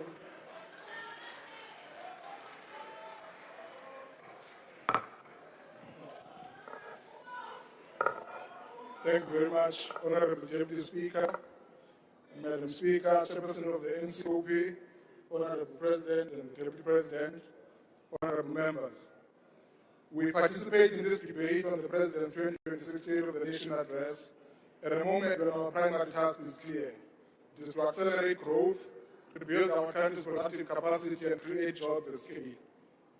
The President has called for faster and more inclusive growth driven by higher investment, increased infrastructure expenditure, trade expansion, and a broadly capable developmental state. Naturally, industrial policy is central to this program. It is through continuing industrialization that we will expand production, promote innovation, deepen localization, transform ownership, and create sustainable employment. This is the core of the ANC's economic program and the 10-point plan to reignite growth and employment. Honorable Speaker, the debate on economic growth must be anchored on the objective realities of our economy, not impressions. The President's 2026 State of the Nation address spoke about an improving but not perfect economic environment. That improvement is not a coincidence. It is visible in the data and is being driven by deliberate structural interventions to stabilize the macroeconomy, restore credibility, and defend productive capacity. South Africa has now recorded a fourth consecutive quarter of economic expansion. The latest growth forecast projects South Africa's economy to grow at between 1.3 and 1.6% in the near term, with growth expected to strengthen as improvements in energy, logistics, increased infrastructure expenditure, and new investments take effect. This is the sign of an economy that is regaining momentum beneath global headwinds. Inflation has also eased materially. The South African Reserve Bank revised its forecast for headline inflation to 3.3% for 2025 and 3.5% for 2026, and noted progress in inflation expectations towards the 3% goal. The shift to a 3% point target with a 1% tolerance band lowers inflation expectations. The lowered inflation expectations are helpful when they begin to lower the cost of borrowing, which is an instrumental condition for higher fixed investment and industrial expansion. Interest rates have begun to fall for households, and the cost of government debt is also falling. South Africa's exit from the FATF raid on 24 October 2025 removed a material reputational and transaction cost penalty from the economy. This has helped us with the first sovereign ratings upgrade improvement in around 2 decades. Externally, the trade numbers also show resilience. South African exports have improved in 2025 despite the volatile global trading environment. The South African Revenue Services recorded a trade surplus of 21.8 billion rands in September 2025, with exports of 186.4 billion rands and imports of only 164.6 billion. Now, these are not abstract indicators. They reflect the regained capacity of the economy to earn, produce, and export. Overall, the data shows resilience even amid global shocks. Now, this data matters because it proves that when we fix network constraints in port performance, in logistics coordination, expanding market access, South African producers can expand exports even with global conditions that are volatile. This is why we say the corner is being turned, not because we simply folded our arms and wished it to, but because we have been working to stabilize fundamentals in ways that create space for growth. Now, of course, we are quite clear. Stability is not the destination. It is the platform on which we want to anchor our growth agenda. We know that to reduce unemployment meaningfully, we must lift growth to at least 3% and beyond, because below that threshold, the economy does not produce new firms at scale, and the labor market does not absorb new entrants at scale. Honorable Speaker, the global trading system is being reshaped by protectionism, unilateral measures, and supply chain competition. In that environment, South Africa's trade posture must be both defensive and expansionary. We are actively defending existing market access that sustains jobs, while diversifying into new markets and building regional value chains. Firstly, on the African continent, the data shows both progress and unrealized potential in the African Continental Free Trade Agreement. TradeMap data indicates that South Africa's exports to AfCFTA implementing countries was at 32.75 billion rand in 2024 and 28.19 billion in 2025, up to the end of September. Yet preferential utilization under the AfCFTA remains low. SARS data shows that from January 2024 to October 2025, South Africa's exports under AfCFTA preferences into non-SADC implementing countries were about 2.2 billion rands, with imports at 1.58 billion, yielding an AfCFTA utilization rate of 3.85%. Now, Africa is already a major market, but we are still at the early stages of using the AfCFTA preferences to scale industrial exports into new markets. The AfCFTA currently provides new market access in 13 non-SADC countries on 90% tariff coverage, while negotiations continue to finalize the remaining 10%. Our task is to drive up the utilization firm by firm, product by product, so that the AfCFTA becomes not only a trade agreement, but a platform wherein South African manufactured goods reach all corners of the continent. Honorable Speaker, we are pushing new market openings and defending existing ones. Our trade strategy is not set on announcements. It is action-oriented to defend, diversify, and industrialize through trade.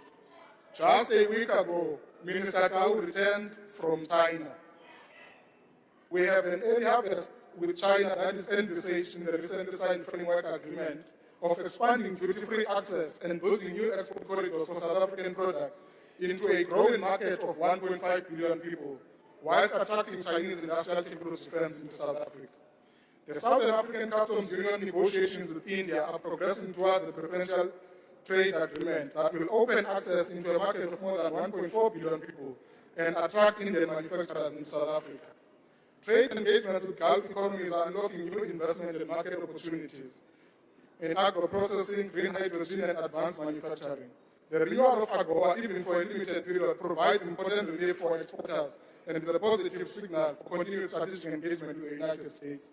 On that note, Honorable Speaker, I wish to take this moment to pay tribute to Reverend Jesse Jackson, the legendary civil rights leader of the United States who passed away today peacefully at the age of 84. Reverend Jesse Jackson was a lifelong friend and dependable ally of the people of South Africa and the ANC. Reverend Jackson tirelessly championed our cause in freedom during apartheid, and up to his last day, he continued to champion the truth about democratic South Africa against hostile political opinion in America. I thank you. Thank you. I now call upon the next speaker, the Honorable Makasini.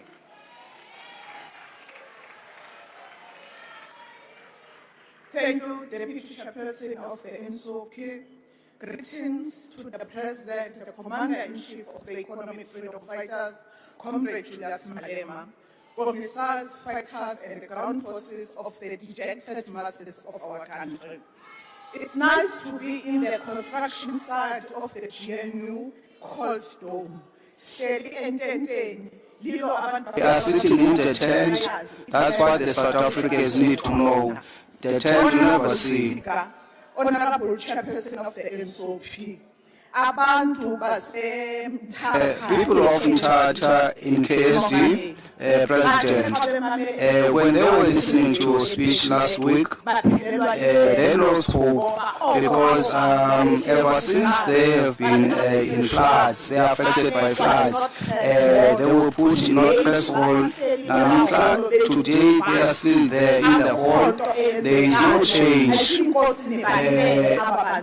have forgotten about the people that you put there. You came, President, and you said you came to them and you are coming with money. They say come back and give them answers of when will they live in the halls. The people in Komans, in Pumalanga, the people in Shakuma, Tulamela, they are saying that they are waiting because since they were affected by floods in 2025, to date, they are still waiting. There is nothing happening. So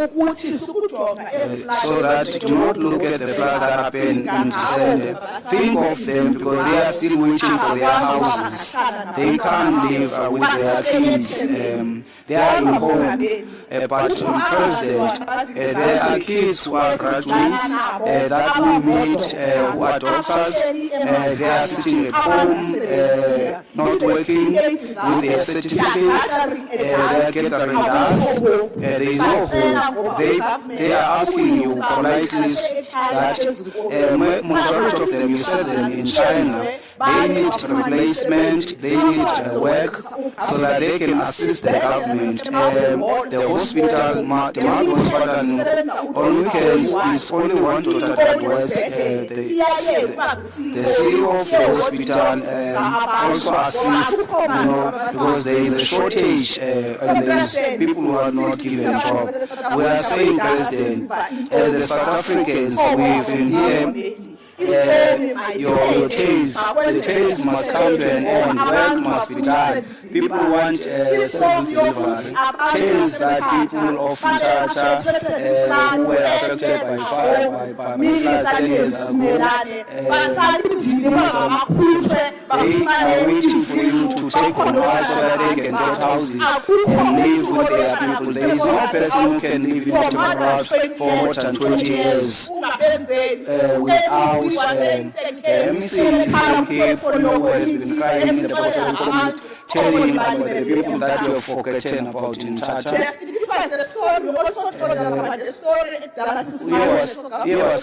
You told that about the story where you told that there is a child who's called Tinswale who will get freedom.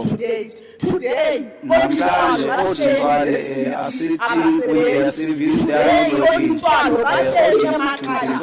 Today they are hungry at home.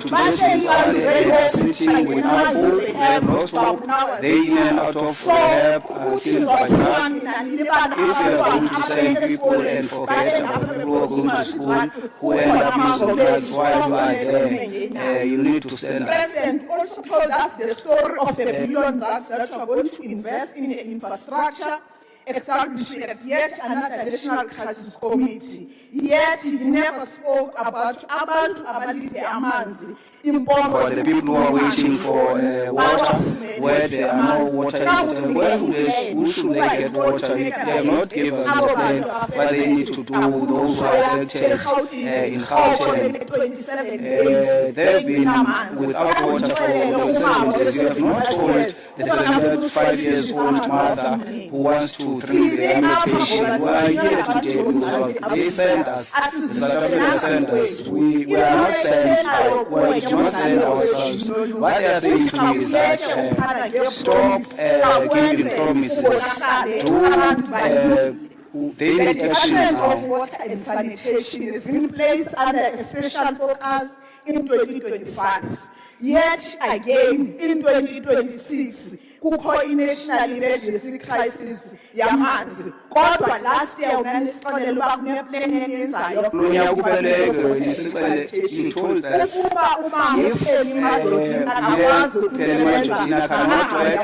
she must leave and go back to step. The taps are high, people do not have water. The things that we are going is when we are going around the street is the sewer, it's in the street, people, children are playing with dirty water. President focus on fixing the municipality was our municipality admitted that under we agree, President, that our hospitals are not working. The thing that you are doing, President, always coming with this section, taking people who have failed in MPC and taking people who have failed on their responsibility and make them administrative. It's not helping us. Check on people who are capable to do the work. Namasipala for the highest municipality in South Africa, also une 8 administrators since the dawn of democracy. Till today, in the Sona service there is nothing that is happening. There is all a problem with administration. We need you to look at these things. You cannot do Section 129 on people that you know yourself that have failed. Madua can testify on this because they also have the same municipalities where third parties are not being paid. People are struggling. The third parties are not being paid. They pension without getting their money. And Fulani municipality, they also have the same challenge. From 2018, they were under Section 139. Why are we having such situation in our nation? Let's go to Machabeni and Mawulunge, Mafubenia, and Masilonia, and Komasi, where you said you were going to have a system of administrator where there is no political interference. Last week we went to Komasi municipality where the administrator he did the report, he didn't want to issue it. The administrator said we are waiting for Ward 11 and Gomarasi. We got 283 houses that are affected by disaster. After the report was rejected, as the committee, we got that disaster report. It was also Ward 5 of Mpumalanga and Ward 17. Ward ST report whose reports were not submitted. The fact that you lie so much, they are quiet because they have 10 manners. They are just sitting, they are not working, just like the Deputy Minister of Water. We don't even know what they are doing. He's just eating with that beaker. Some of our municipalities are having such a challenge. You need to make sure things are happening. We need to create committees that are going to deal with our problems, but the task force is not going to help us. President, appoint competent people, appoint people in the committees who are credible, who will give services to people who know when there is a problem with the pipe, they will have the plumber to fix that. If the electricity is not working, they know what to fix in terms of electricity so that people can work. Many committees are not going to help us because our people are starving. Maybe that you are losing power in 2026. So what you are working for with these many communities, you want to control municipalities. That is not going to happen. As you wish, You are not going to steal. We are going to do oversight and accountability. Thank you. And I call upon the Honourable Minister, the Premier of the Free State.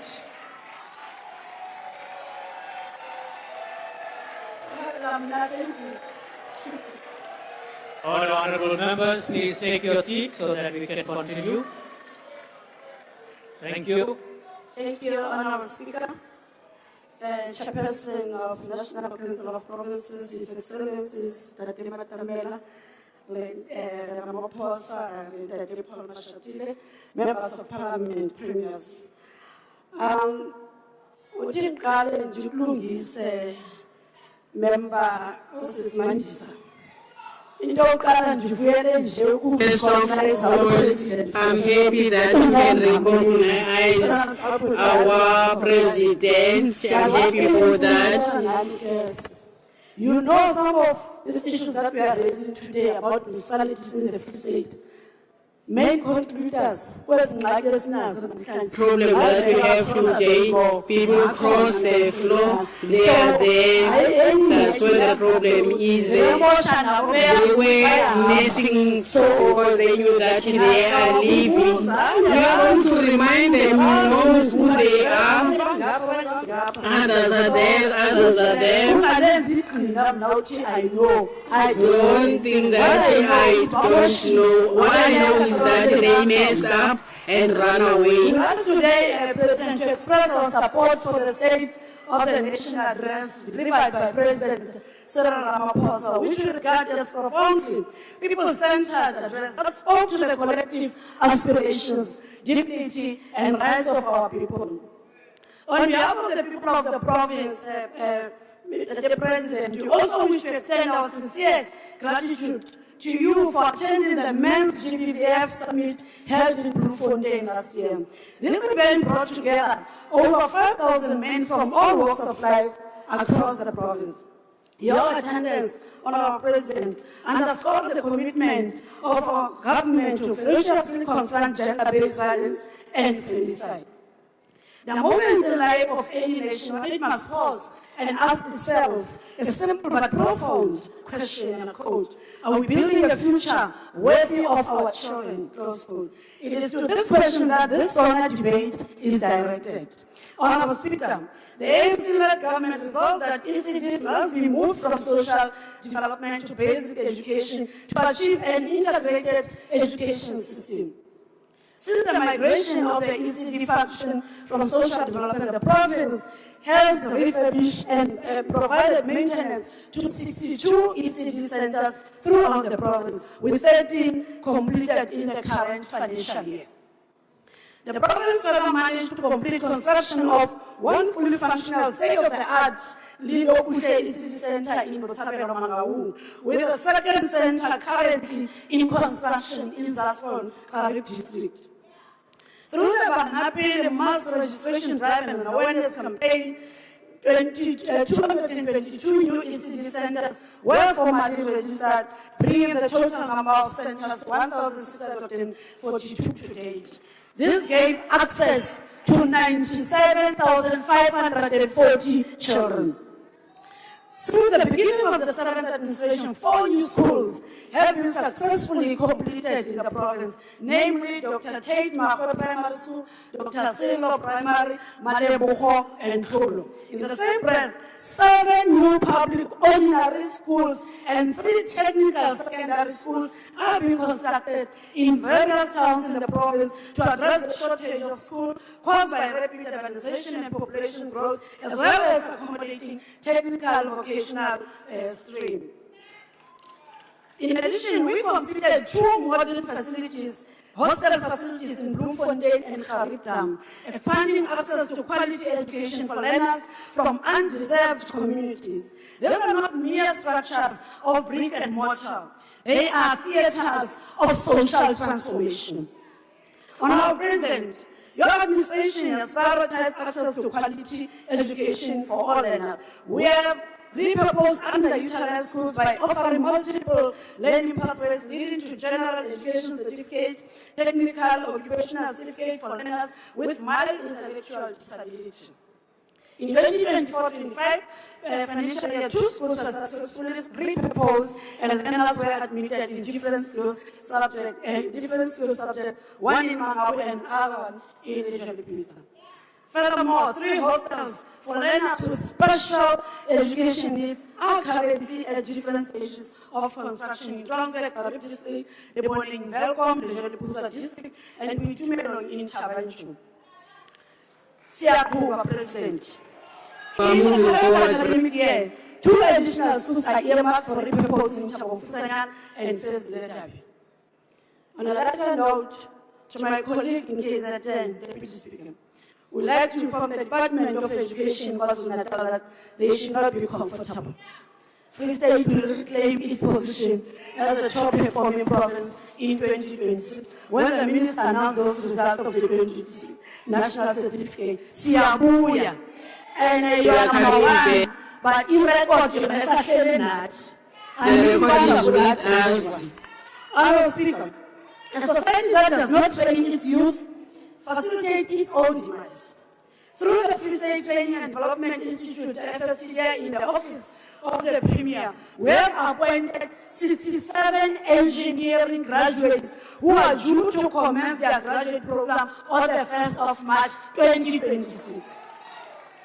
The graduates are drawn from the areas of electrical, civil, mechanical engineering, hydrology, construction management, urban and regional planning, and quantity survey. These young people will not only gain practical experience, they will strengthen our government and improve service delivery. Through the Plumbing Learnership Program in Q-Level, 81 learners from all corners of our province have recently qualified.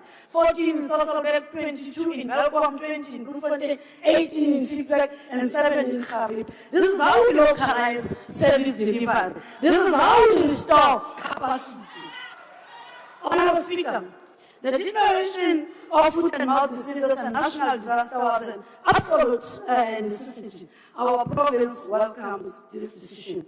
Our agricultural sector as a whole facilitates approximately 1.2 billion per annum in export of animal and animal products. Import bans have therefore dealt a severe blow to our farmers, particularly milk producers. We have adopted the principle of early detection and rapid response in investigating all suspected cases, quarantining infected farms, vaccinating livestock, and strengthening overall veterinary capacity. We have placed 136 agricultural graduates into workplace at a cost exceeding 12 million, and we have absorbed 23 community service vets into the department.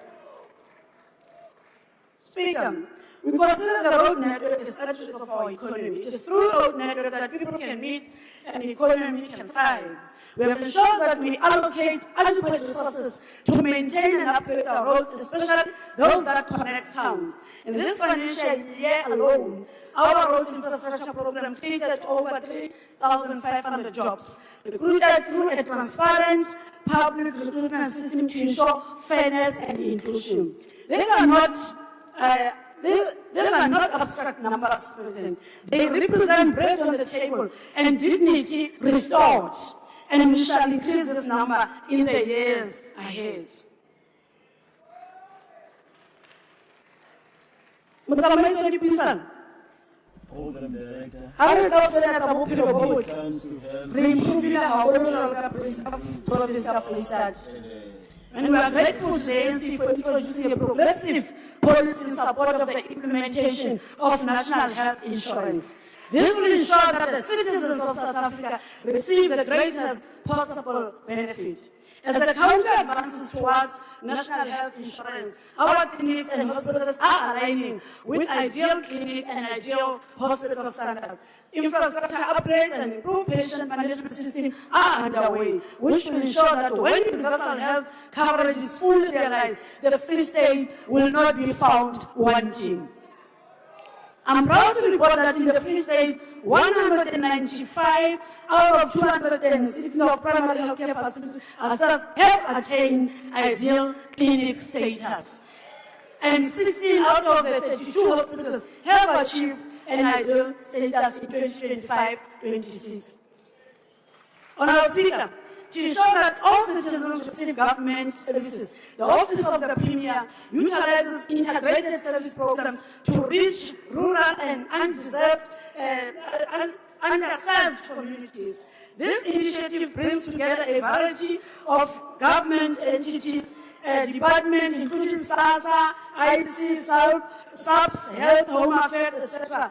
Rea Koba, Resolona, Abo, Maswale, Mame, Mandisa, received new services, 123 in Machare, just last week. Thank you very much, Honorable Premier. Thank you. Thank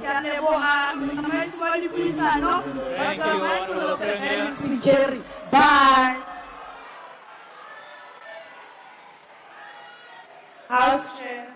I now call upon the House Chair. Honorable Member from House Chair, the ICN. Premier speaks to members and just calls them Mandisa. We are not in the backyard in Welcome or something. She's Honorable Mandisa.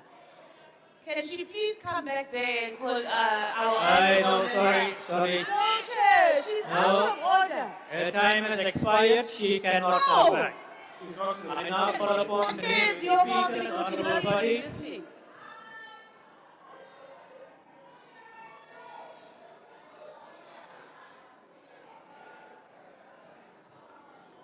Thank you, House Chair. Mr. President, Deputy President, Honorable Speaker, and all of my colleagues. Chair. Mr. President. Buddy, can you take a seat, please? Chair. Honorable Fadil. Honorable Malema. The Honorable Matei raised a very important point, because if you want to degenerate this house and we start calling each other like that, as if we are in a netball team, it's incorrect.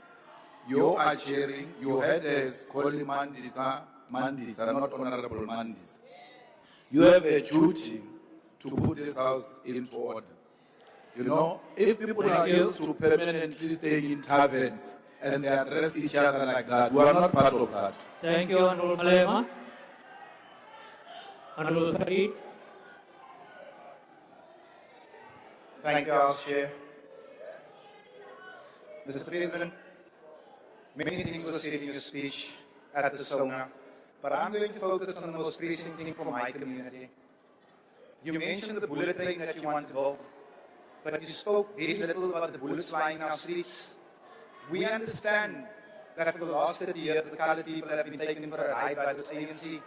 It is the ANC that took away our quotas as fishermen and handed them to people in Joburg where there are no seas. When you turned our fathers and our sons into poachers. It is the ANC that closed the factories in Woodstock, started an observatory, and turned our mothers, the finest seamstresses in the world, into nothing. It is the ANC that allowed foreign nationals to take over the construction business. Farid, can you take a seat, please? There's a point of order. Honorable Member. Thank you, House Chair. House Chair. Niemand, ik wil net vragen, je hebt net zo 5 minuten om die tijd te krijgen, alsjeblieft. Alsjeblieft. No, that's not a point of order. That is not a point of order. That is not a point of order. Continue, Honorable Farid. Ik heb ons hier gekomen als gebouwwerker, maar niet als MP. Meneer Rijt vergeet die. Not all of us forget where we come from, leader. It is the ANC that has turned our sons into what they are. It is the ANC that allowed 27,000 guns to be pumped into our ghetto by the South African police services and then classified the report. And now, Honorable President, what do you want to give us to make our community safer? You want to give us the army. We've been begging you for an army, Mr. President. We asked for an army of social workers and skills developers and teachers and football coaches. We don't need more guns. If this is all you have to offer, then it is a sad story indeed. Mr. President, my community is dying for development. Our children are dying for lack of opportunity. Our children are not involved in the tertiary education system. But you're going to give us more guns. You're going to normalize firearms, weapons, soldiers. Our community is a community in trauma. We beg, Mr. President, we will beg no more. We have asked for fairness. You gave us QBE. We've asked for jobs. You put us out of the system. Come into the Cape Flats and see our foreign nationals, undocumented foreign nationals and their children occupy the school spaces while colored children sit in street corners. Mr. President, you are the reason, and this ANC is the reason why the colored community sent an animal like me to come and bat for them. Let me warn you, Mr. President. They asked me to be a pit bull. I'm only one as a biter. Ask Gaten to translate that for you. Thank you. Thank you very much, Honourable Member. And I call upon Honourable Reddy.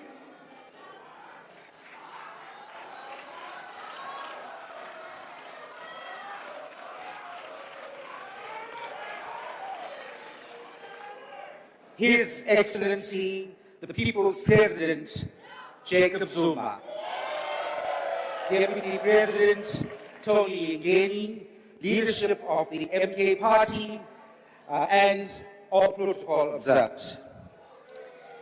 How do you tell 8 million unemployed South Africans that the economy is improving? Just think about that. How do you tell 6 out of 10 young people with no job that this is recovery?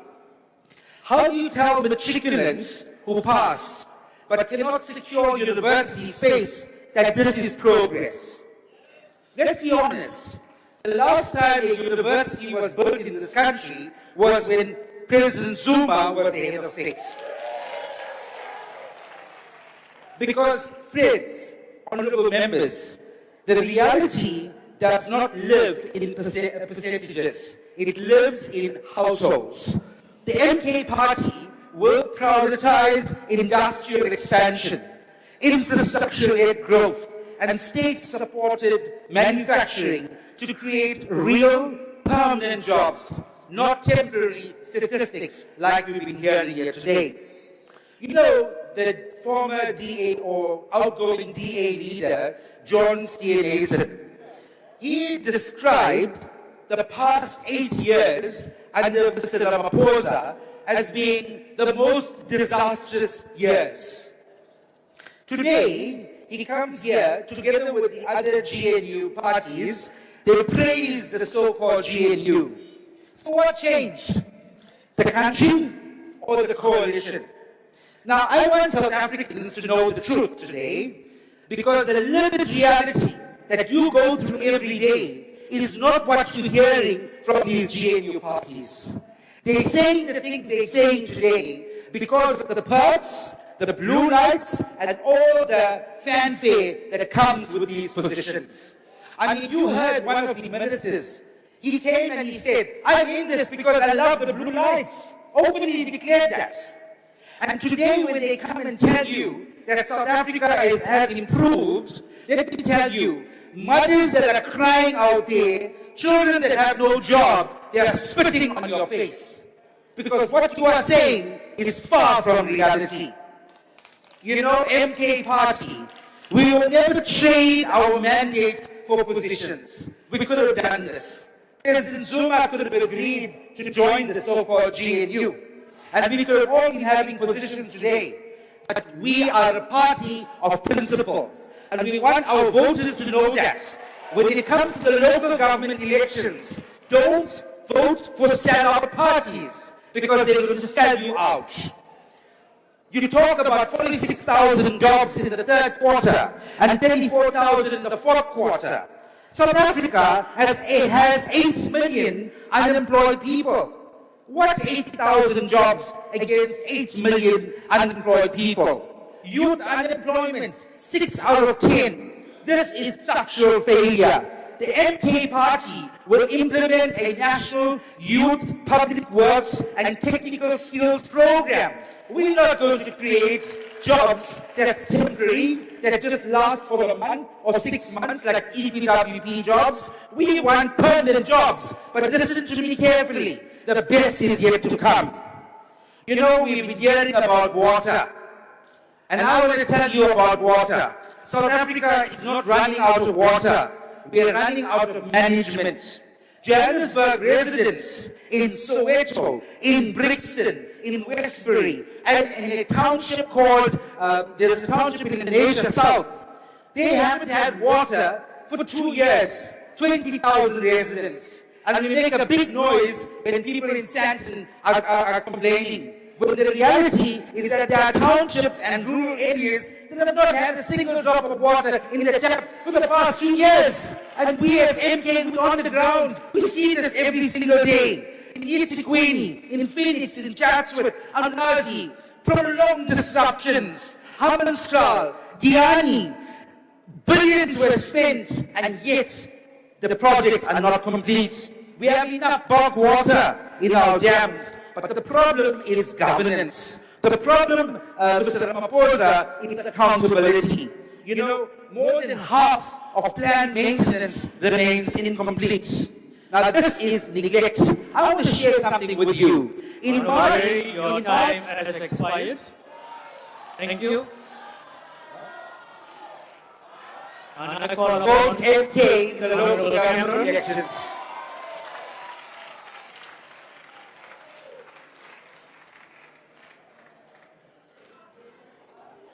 Thank you, Chair. Chair, crime has become a tax on dignity, opportunity and freedom. It's a mother who prays a child returns safely from school.